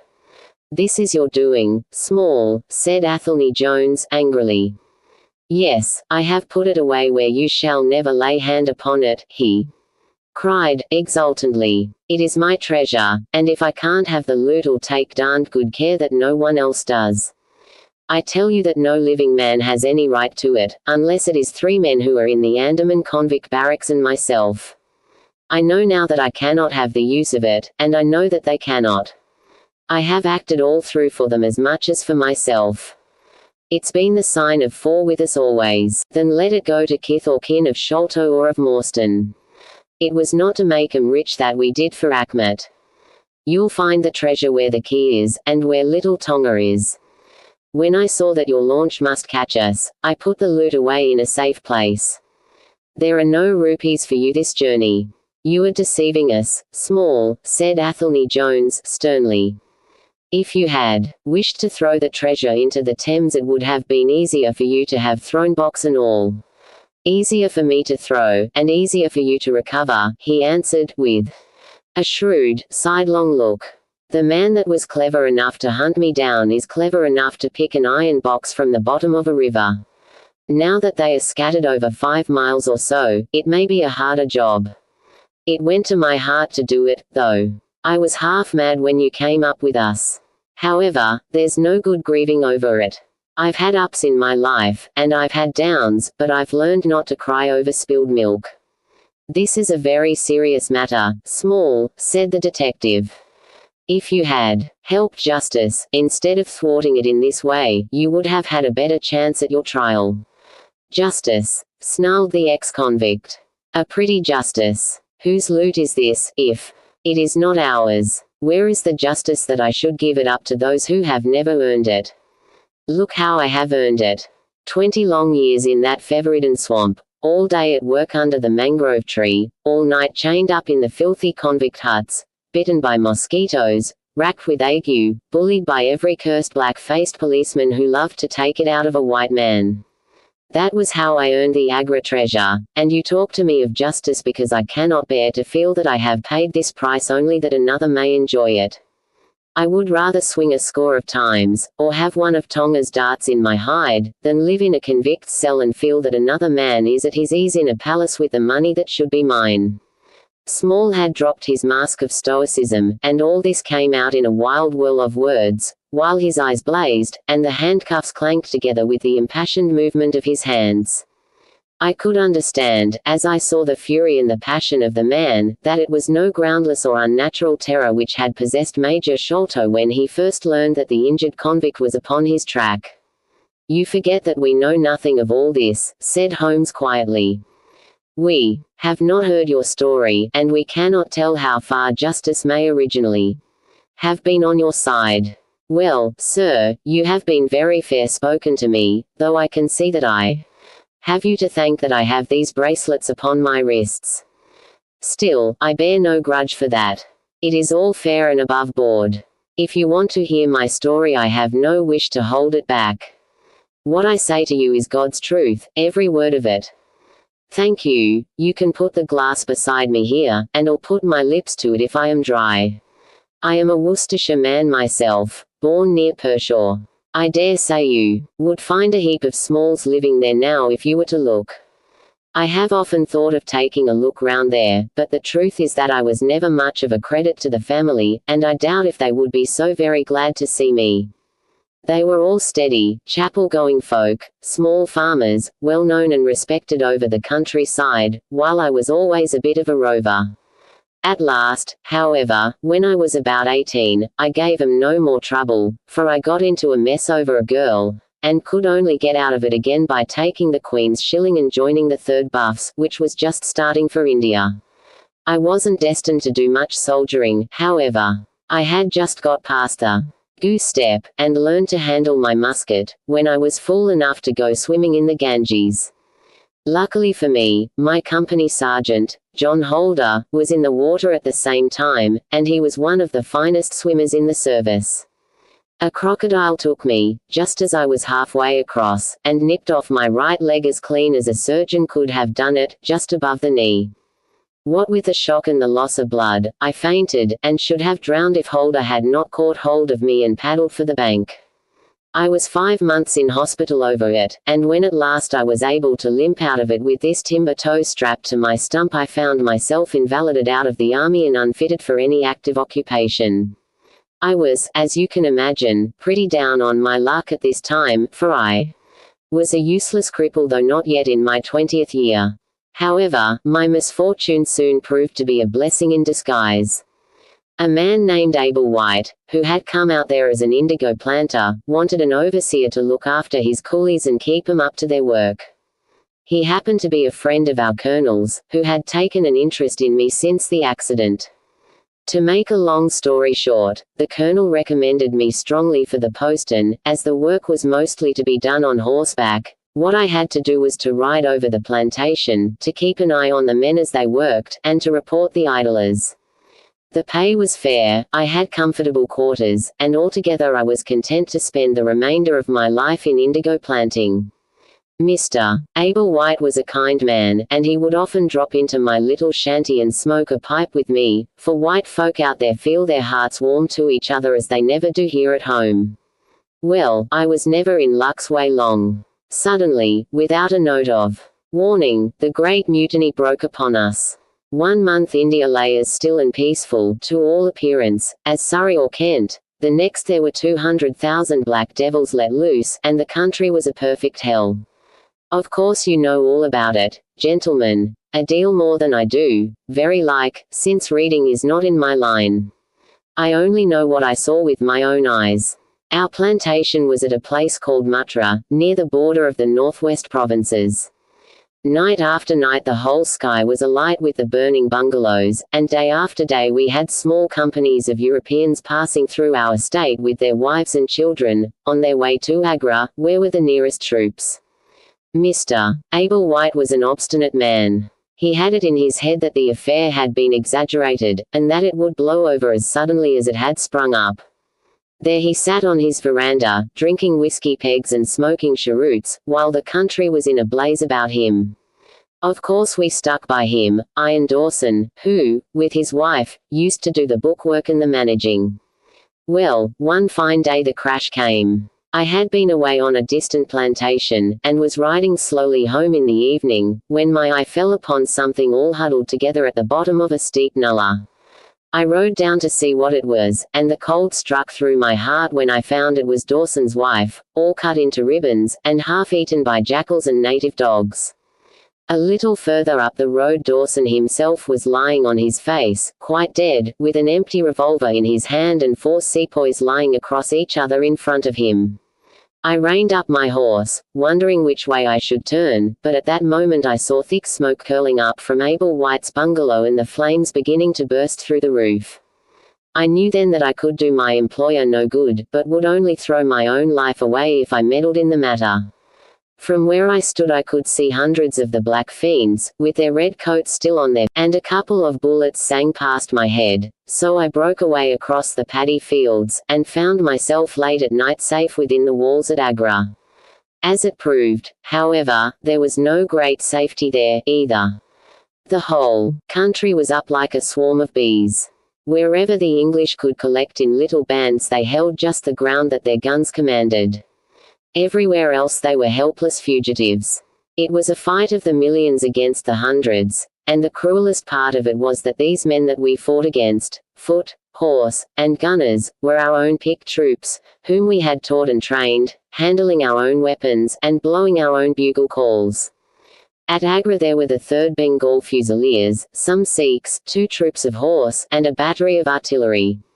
A volunteer corps of clerks and merchants had been formed, and this I joined, wooden leg and all.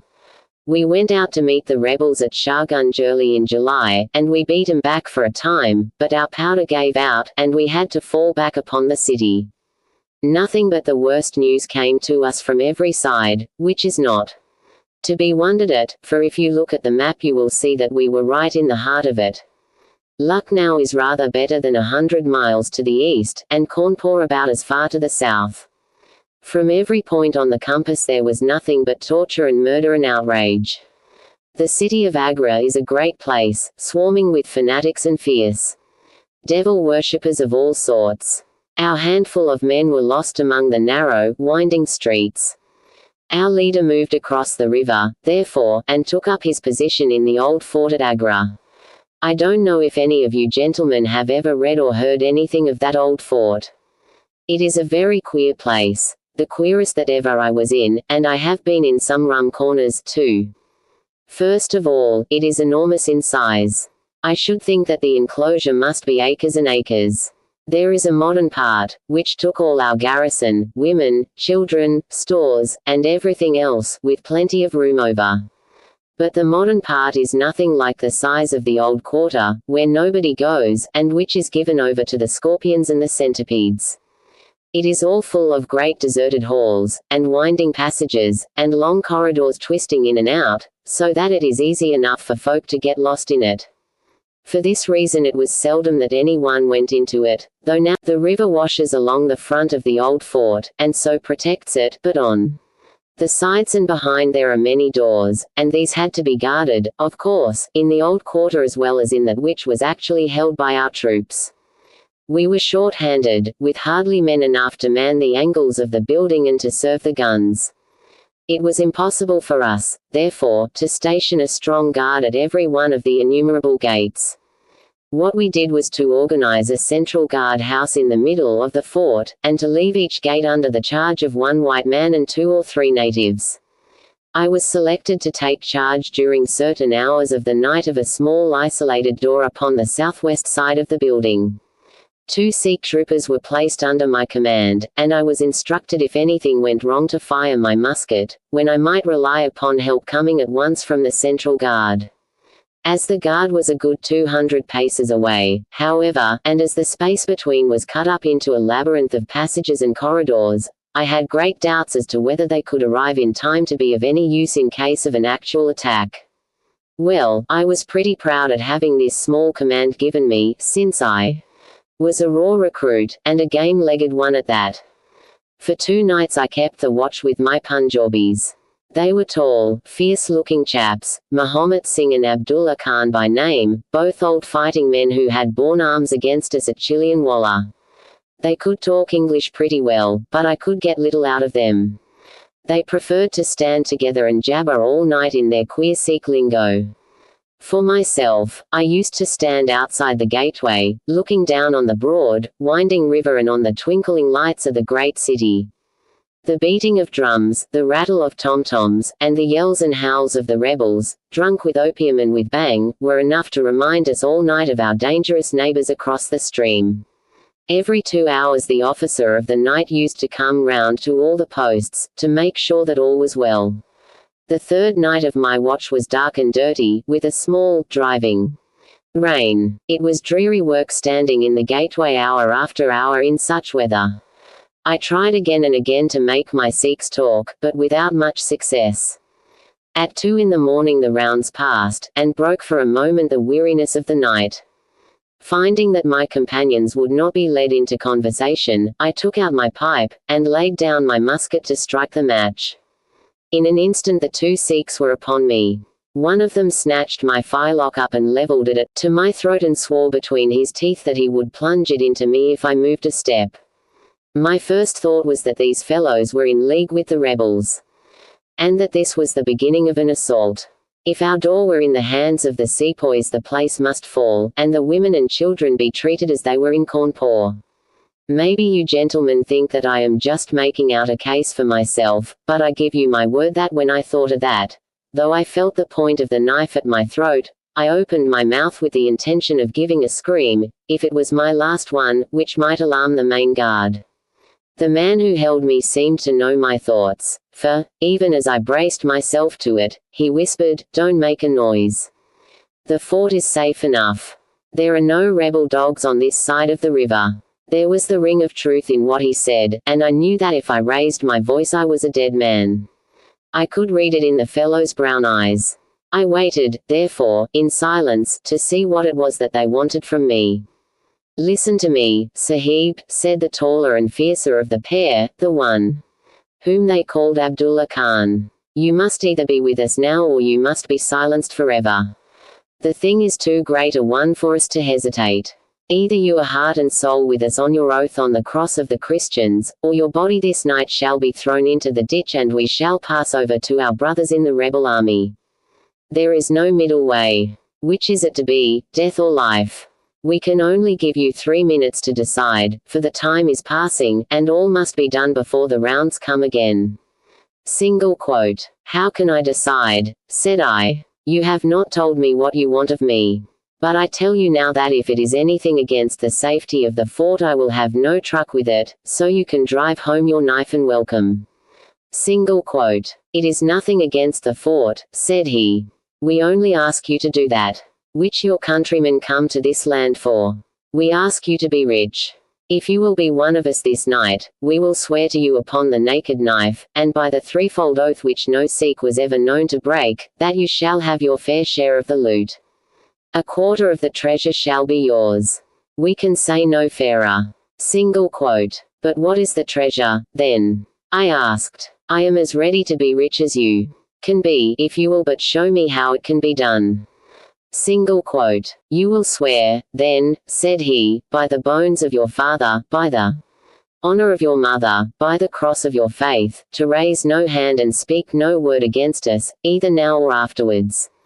Single quote. "I will swear it," I answered, "provided that the fort is not endangered. Then my comrade and I will swear that you shall have 1/4 of the treasure which shall be equally divided among the 4 of us." "There are but 3, said I. "No, Dust Akbar must have his share. We can tell the tale to you while we await them. Do you stand at the gate, Muhammad Singh, and give notice of their coming. The thing stands thus, Sahib, and I tell it to you because I know that an oath is binding upon a Feringhi, and that we may trust you. Had you been a lying Hindu, though you had sworn by all the gods in their false temples, your blood would have been upon the knife, and your body in the water. But the Sikh knows the Englishman, and the Englishman knows the Sikh. Hearken, then, to what I have to say. There is a Raja in the northern provinces who has much wealth, though his lands are small. Much has come to him from his father, and more still he has set by himself, for he is of a low nature and hoards his gold rather than spend it. When the troubles broke out he would be friends both with the lion and the tiger, with the sepoy and with the company's Raj. Soon, however, it seemed to him that the white men's day was come, for through all the land he could hear of nothing but of their death and their overthrow. Yet, being a careful man, he made such plans that, come what might, half at least of his treasure should be left to him. That which was in gold and silver he kept by him in the vaults of his palace, but the most precious stones and the choicest pearls that he had he put in an iron box, and sent it by a trusty servant who, under the guise of a merchant, should take it to the fort at Agra, there to lie until the land is at peace. Thus, if the rebels won he would have his money, but if the company conquered his jewels would be saved to him.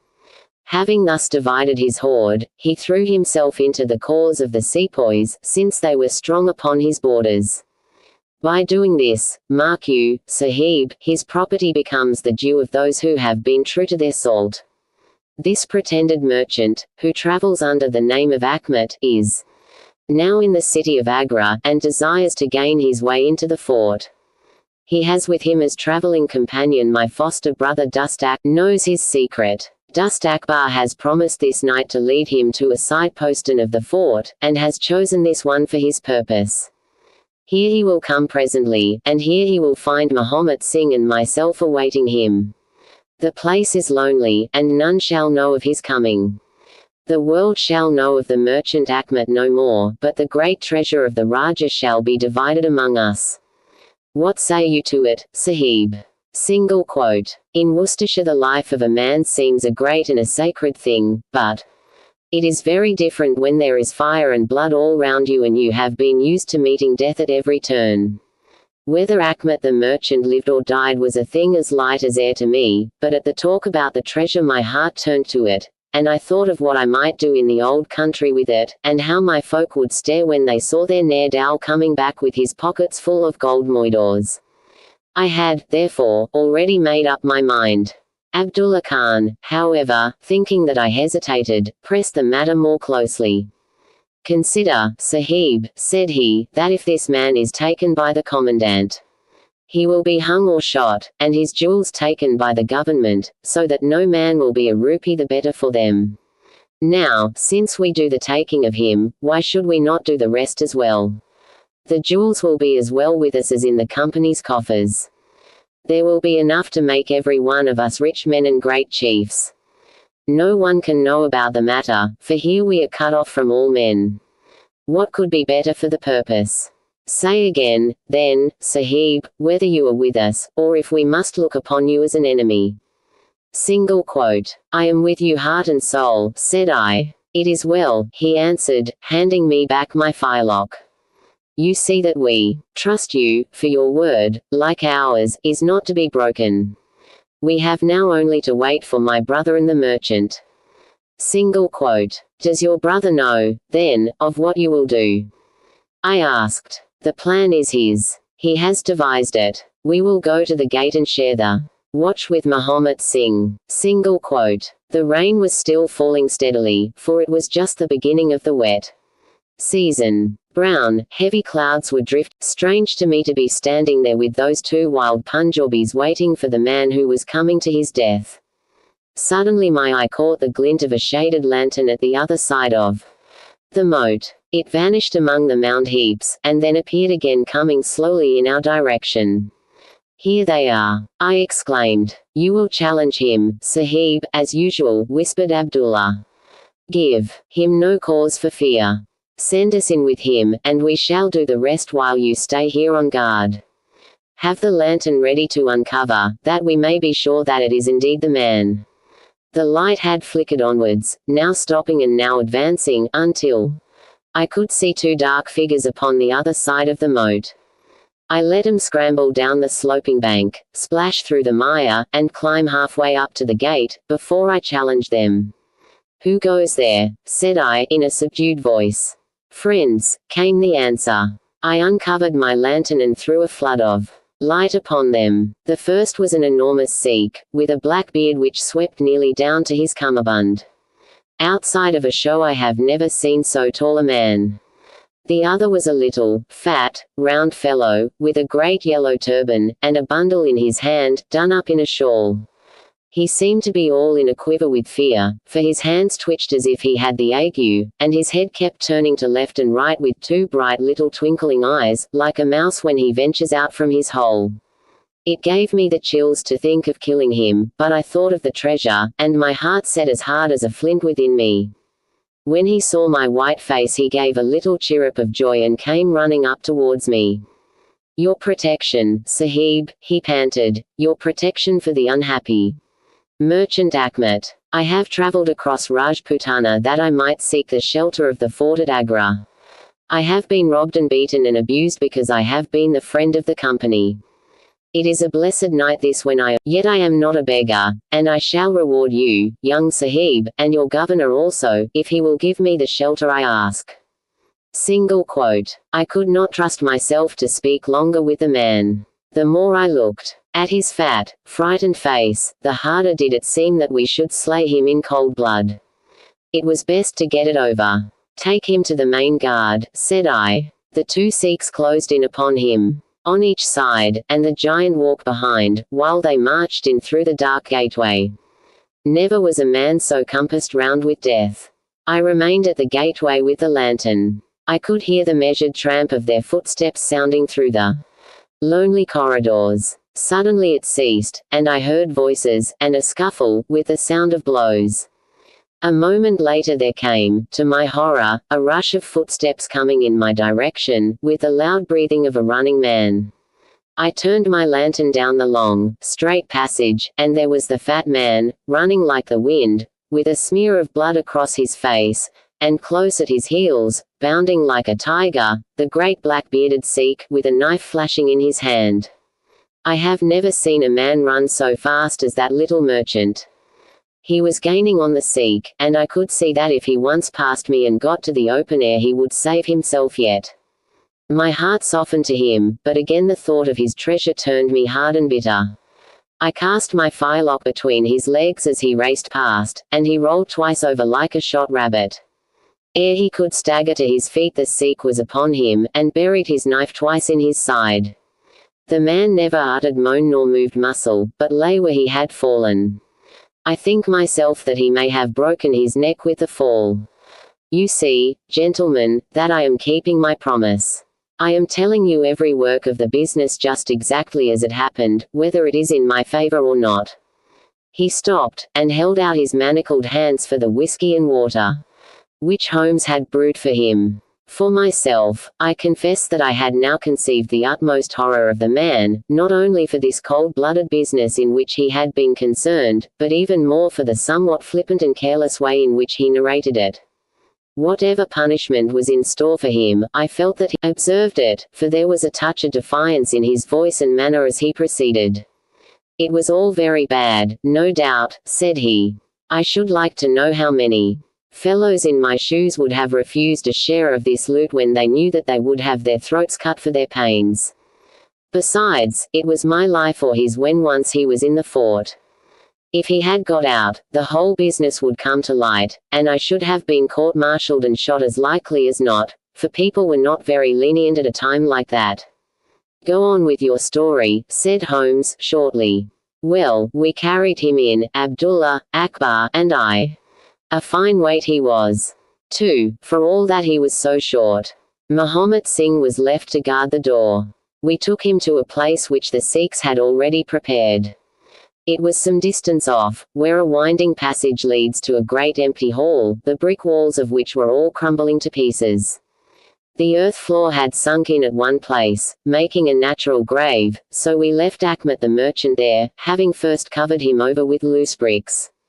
This done, we all went back to the treasure. It lay where he had dropped it when he was first attacked. The box was the same which now lies open upon your table. A key was hung by a silken cord to that carved handle upon the top. We opened it, and the light of the lantern gleamed upon a collection of gems such as I have read of and thought about when I was a little lad at Pershore. It was blinding to look upon them. When we had feasted our eyes we took them all out and made a list of them. There were 143 diamonds of the first water, including one which has been called, I believe, the Great Mogul, and is said to be the second largest stone in existence. Then there were 97 very fine emeralds, and 170 rubies, some of which, however, were small.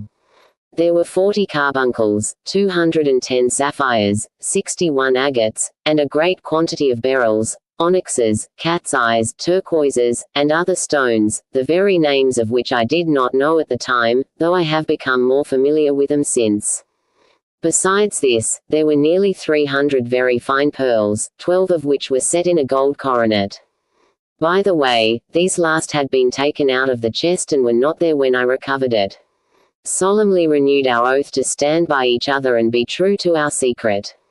We agreed to conceal our loot in a safe place until the country should be at peace again, and then to divide it equally among ourselves.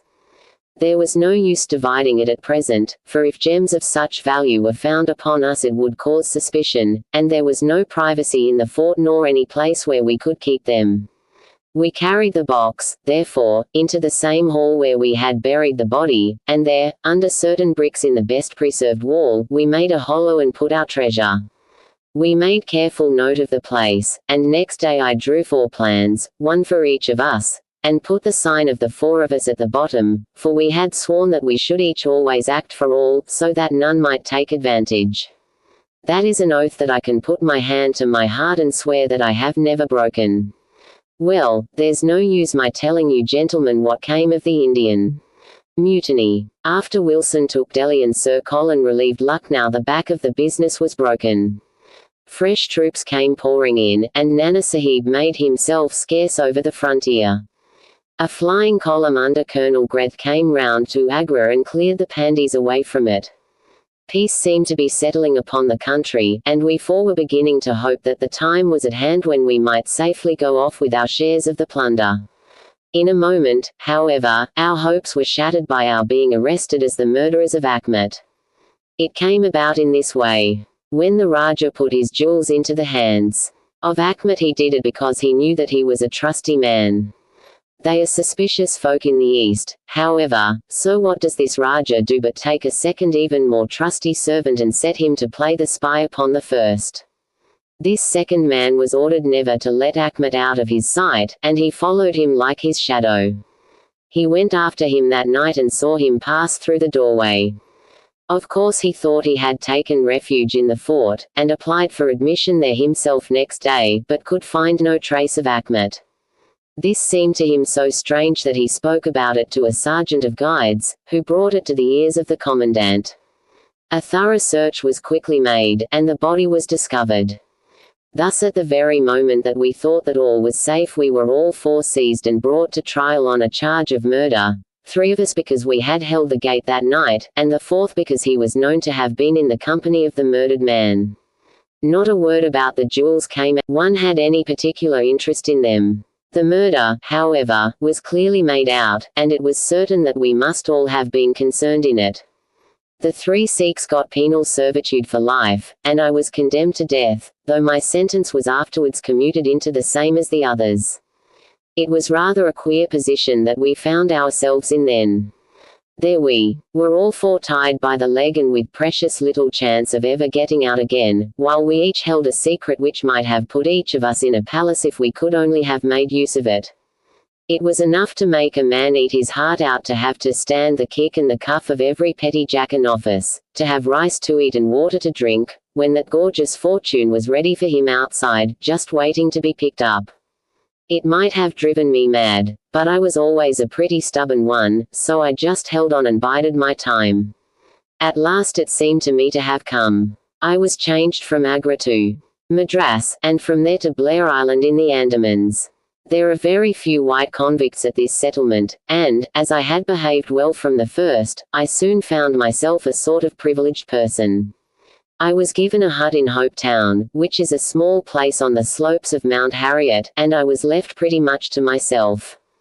It is a dreary, fever-stricken place, and all beyond our little clearings was infested with wild cannibal natives, who were ready enough to blow a poison dart at us if they saw a chance. There was digging, and ditching, and yam planting, and a dozen other things to be done, so we were busy enough all day, though in the evening we had a little time to ourselves. Among other things, I learned to dispense drugs for the surgeon, and picked up a smattering of his knowledge. All the time I was on the lookout for a chance of escape, but it is hundreds of miles from any other land, and there is little or no wind in those seas, so it was a terribly difficult job to get away. The surgeon, Dr. Somerton, was a fast, sporting young chap, and the other young officers would meet in his rooms of an evening and play cards. The surgery, where I used to make up my drugs, was next to his sitting room, with a small window between us. Often, if I felt lonesome, I used to turn out the lamp in the surgery, and then, standing there, I could hear their talk and watch their play. I am fond of a hand at cards myself, and it was almost as good as having one to watch the others. Of the native troops, and there was the surgeon himself, and 2 or 3 prison officials, crafty old hands who played a nice sly safe game. A very snug little party they used to make. Well, there was one thing which very soon struck me, and that was that the soldiers used always to lose and the civilians to win. Mind, I don't say that there was anything unfair, but so it was.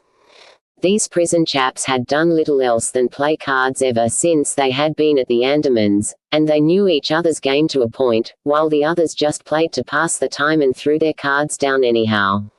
Night after night the soldiers got up poorer men, and the poorer they got the more keen they were to play. Major Sholto was the hardest hit. He used to pay in notes and gold at first, but soon it came to notes of hand and for big sums. He sometimes would win for a few deals, just to give him heart, and then the luck would set in against him worse than ever. All day he would wander about as black as thunder, and he took to drinking a deal more than was good for him.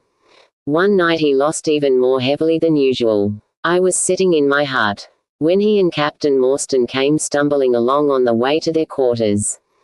They were bosom friends, those two, and never far apart. The Major was raving about his losses. "It's all up, Morstan," he was saying, as they passed my hut. "I shall have to send in my papers. I am a ruined man." "Nonsense, old chap," said the other, slapping him upon the shoulder. "I've had a nasty facer myself, but—" That was all I could hear, but it was enough to set me thinking. A couple of days later Major Sholto was strolling on the beach, so I took the chance of speaking to him. "I wish to have your advice, Major," said I. "Well, Small, what is it?" he asked, taking his cheroot from his lips. "I wanted to ask you, sir," said I, "who is the proper person to whom hidden treasure should be handed over? I know where $500,000 worth lies, and, as I cannot use it myself, I thought perhaps the best thing that I could do would be to hand it over to the proper authorities, and then perhaps they would get my sentence shortened for me." $500,000, Small. "Quite that, sir, in jewels and pearls. It lies there ready for anyone. And the queer thing about it is that the real owner is outlawed and cannot hold property, so that it belongs to the first comer." Single quote. "To government, Small," he stammered, "to government." But he said it in a halting fashion, and I knew in my heart that I had got him. "You think, then, sir, that I should give the information to the Governor-General?" said I quietly. Well, you must not do anything rash, or that you might repent. Let me hear all about it, Small. Give me the facts." Single quote. I told him the whole story, with small changes so that he could not identify the places. When I had finished he stood stock still and full of thought. I could see by the twitch of his lip that there was a struggle going on within him. "This is a very important matter, Small," he said, at last. "You must not say a word to anyone about it, and I shall see you again soon." Single quote. 2 nights later he and his friend Captain Morstan came to my hut in the dead of the night with a lantern. "I want you just to let Captain Morstan hear that story from your own lips, Small," said he. I repeated it as I had told it before. "It rings true, eh?" said he. "It's good enough to act upon." Captain Morstan nodded. "Look here, Small," said the Major. "We have been talking it over, my friend here and I, and we have come to the conclusion that this secret of yours is hardly a government matter, after all, but is a private concern of your own, which of course you have the power of disposing of as you think best. Now, the question is, what price would you ask for it? We might be inclined to take it up, and at least look into it, if we could agree as to terms."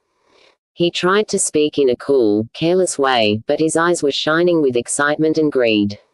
"Why, as to that, gentlemen," I answered, trying also to be cool, "my 3 companions to theirs. We shall then take you into partnership, and give you a 5th share to divide between you." Single quote. Said he. "A 5th share. That is not very tempting." "It would come to 50,000 apiece," said I. "But how can we gain your freedom? You know very well that you ask an impossibility." Single quote. "Nothing of the sort," I answered. "I have thought it all out to the last detail. The only bar to our escape is that we can get no boat fit for the voyage, and no provisions to last us for so long a time. There are plenty of little yachts and yawls at Calcutta or Madras which would serve our turn well. Do you bring one over? We shall engage to get aboard her by night, and if you will drop us on any part of the Indian coast you will have done your part of the bargain." Single quote. "If there were only one," he said. "None or all," I answered. "We have sworn it. The 4 of us must always act together." Single quote. "You see, Morstan," said he, "Small is a man of his word. He does not flinch from his friend. I think we may very well trust him." Single quote. "It's a dirty business," the other answered. "Yet, as you say, the money would save our commissions handsomely. Single quote. Well, Small, said the Major, we must, I suppose, try and meet you. We must first, of course, test the truth of your story. Tell me where the box is hid, and I shall get leave of absence and go back to India in the monthly relief boat to inquire into the affair. Single quote. Not so fast, said I, growing colder as he got hot. I must have the consent of my 3 comrades. I tell you that it is 4 or none with us. Nonsense, he broke in. What have 3 black fellows to do with our agreement? Single quote. Black or blue, said I, they are in with me, and we all go together. Well, the matter ended by a second meeting, at which Mahomet Singh, Abdullah Khan, and Dust Akbar were all present. We talked the matter over again, and at last we came to an arrangement. We were to provide both the officers with charts of the part of the Agra fort and mark the place in the war where the treasure was hid. Major Sholto was to go to India to test our story. If he found the box he was to leave it there, to send out a small yacht provision for a voyage, which was to lie off Rutland Island, and to which we were to make our way, and finally to return to his duties. Captain Morstan was then to apply for leave of absence, to meet us at Agra, and there we were to have a final division of the treasure, he taking the Major's share as well as his own. All this we sealed by the most solemn oaths that the mind could think or the lips utter. I sat up all night with paper and ink, and by the morning I had the 2 charts all ready, signed with a sign of 4, that is, of Abdullah, Akbar, Mahomet, and myself. Well, gentlemen, I weary you with my long story, and I know that my friend Mr. Jones is impatient to get me safely stowed in Chokey. I'll make it as short as I can. The villain Sholto went off to India, but he never came back again. Captain Morstan showed me his name among a list of passengers in one of the mail boats very shortly afterwards. His uncle had died, leaving him a fortune, and he had left the army, yet he could stoop to treat 5 men as he had treated us. Morstan went over to Agra shortly afterwards, and found, as we expected, that the treasure was indeed gone. The scoundrel had stolen it all, without carrying out one of the conditions on which we had sold him the secret. From that day I lived only for vengeance. I thought of it by day and I nursed it by night. It became an overpowering, absorbing passion with me. I cared nothing for the law, nothing for the gallows. To escape, to track down Sholto, to have my hand upon his throat, that was my one thought. Even the Agra treasure had come to be a smaller thing in my mind than the slaying of Sholto. Well, I have set my mind on many things in this life, and never one which I did not carry out. But it was weary years before my time came. I have told you that I had picked up something of medicine. One day when Dr. Somerton was down with a fever, a little Andaman Islander was picked up by a convict gang in the woods. He was sick to death, and had gone to a lonely place to die. I took him in hand, though he was as venomous as a young snake, and after a couple of months I got him all right and able to walk. He took a kind of fancy to me then, and would hardly go back to his woods, but was always hanging about my hut. I learned a little of his lingo from him, and this made him all the fonder of me. Tonga, for that was his name, was a fine boatman, and owned a big, roomy canoe of his own. When I found that he was devoted to me and would do anything to serve me, I saw my chance of escape. I talked it over with him. He was to bring his boat round on a certain night to an old wharf which was never guarded, and there he was to pick me up. I gave him directions to have several gourds of water and a lot of yams, cocoa nuts, and sweet potatoes. He was stanch and true, was little Tonga. No man ever had a more faithful mate. At the night named he had his boat at the wharf. As it chanced, however, there was one of the convict guard down there, a vile Pathan who had never missed a chance of insulting and injuring me. I had always vowed vengeance, and now I had my chance. It was as if fate had placed him in my way that I might pay my debt before I left the island. He stood on the bank with his back to me, and his carbine on his shoulder. I looked about for a stone to beat out his brains with, but none could I see. Then a queer thought came into my head and showed me where I could lay my hand on a weapon. I sat down in the darkness and unstrapped my wooden leg. With 3 long hops I was on him. He put his carbine to his shoulder, but I struck him full, and knocked the whole front of his skull in. You can see the split in the wood now where I hit him. We both went down together, for I could not keep my balance, but when I got up I found him still lying quiet enough. I made for the boat, and in an hour we were well out at sea. Tonga had brought all his earthly possessions with him, his arms and his gods. Among other things, he had a long bamboo spear, and some Andaman cocoa nut matting, with which I made a sort of sail. For 10 days we were beating about, trusting to luck, and on the 11th we were picked up by a trader which was going from Singapore to Jeddah with a cargo of Malay pilgrims. They were a rum crowd, and Tonga and I soon managed to settle down among them. They had one very good quality: they let you alone and asked no questions. Well, if I were to tell you all the adventures that my little chum and I went through, you would not thank me, for I would have you here until the sun was shining. Here and there we drifted about the world, something always turning up to keep us from London. All the time, however, I never lost sight of my purpose. I would dream of Sholto at night. 100 times I have killed him in my sleep. At last, however, some 3 or 4 years ago, we found ourselves in England.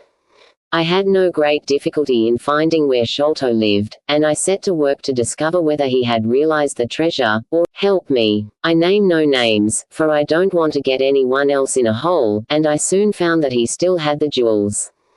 Then I tried to get at him in many ways, but he was pretty sly, and had always 2 prize fighters, besides his sons and his khitmatgar, on guard over him.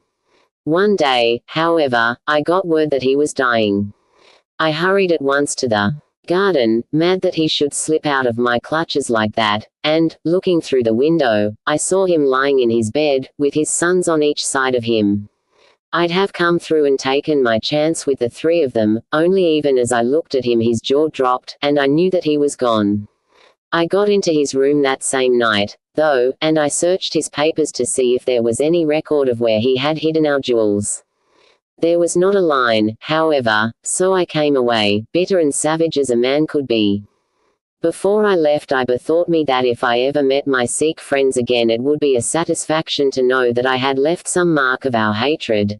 So I scrawled down the sign of the 4 of us, as it had been on the chart, and I pinned it on his bosom. It was too much that he should be taken to the grave without some token from the men whom he had robbed and befooled. We earned a living at this time by my exhibiting poor Tonga at fairs and other such places as the Black Cannibal. He would eat raw meat and dance his war dance, so we always had a hatful of pennies after a day's work. I still heard all the news from Pondicherry Lodge, and for some years there was no news to hear, except that they were hunting for the treasure. At last, however, came what we had waited for so long. The treasure had been found. It was up at the top of the house, in Mr. Bartholomew Sholto's chemical laboratory. I came at once and had a look at the place, but I could not see how with my wooden leg I was to make my way up to it. I learned, however, about a trapdoor in the roof, and also about Mr. Sholto's sepahur. It seemed to me that I could manage the thing easily through Tonga. I brought him out with me with a long rope wound round his waist. He could climb like a cat, and he soon made his way through the roof, but, as ill luck would have it, Bartholomew Sholto was still in the room, to his cost. Tonga thought he had done something very clever in killing him, for when I came up by the rope I found him strutting about as proud as a peacock.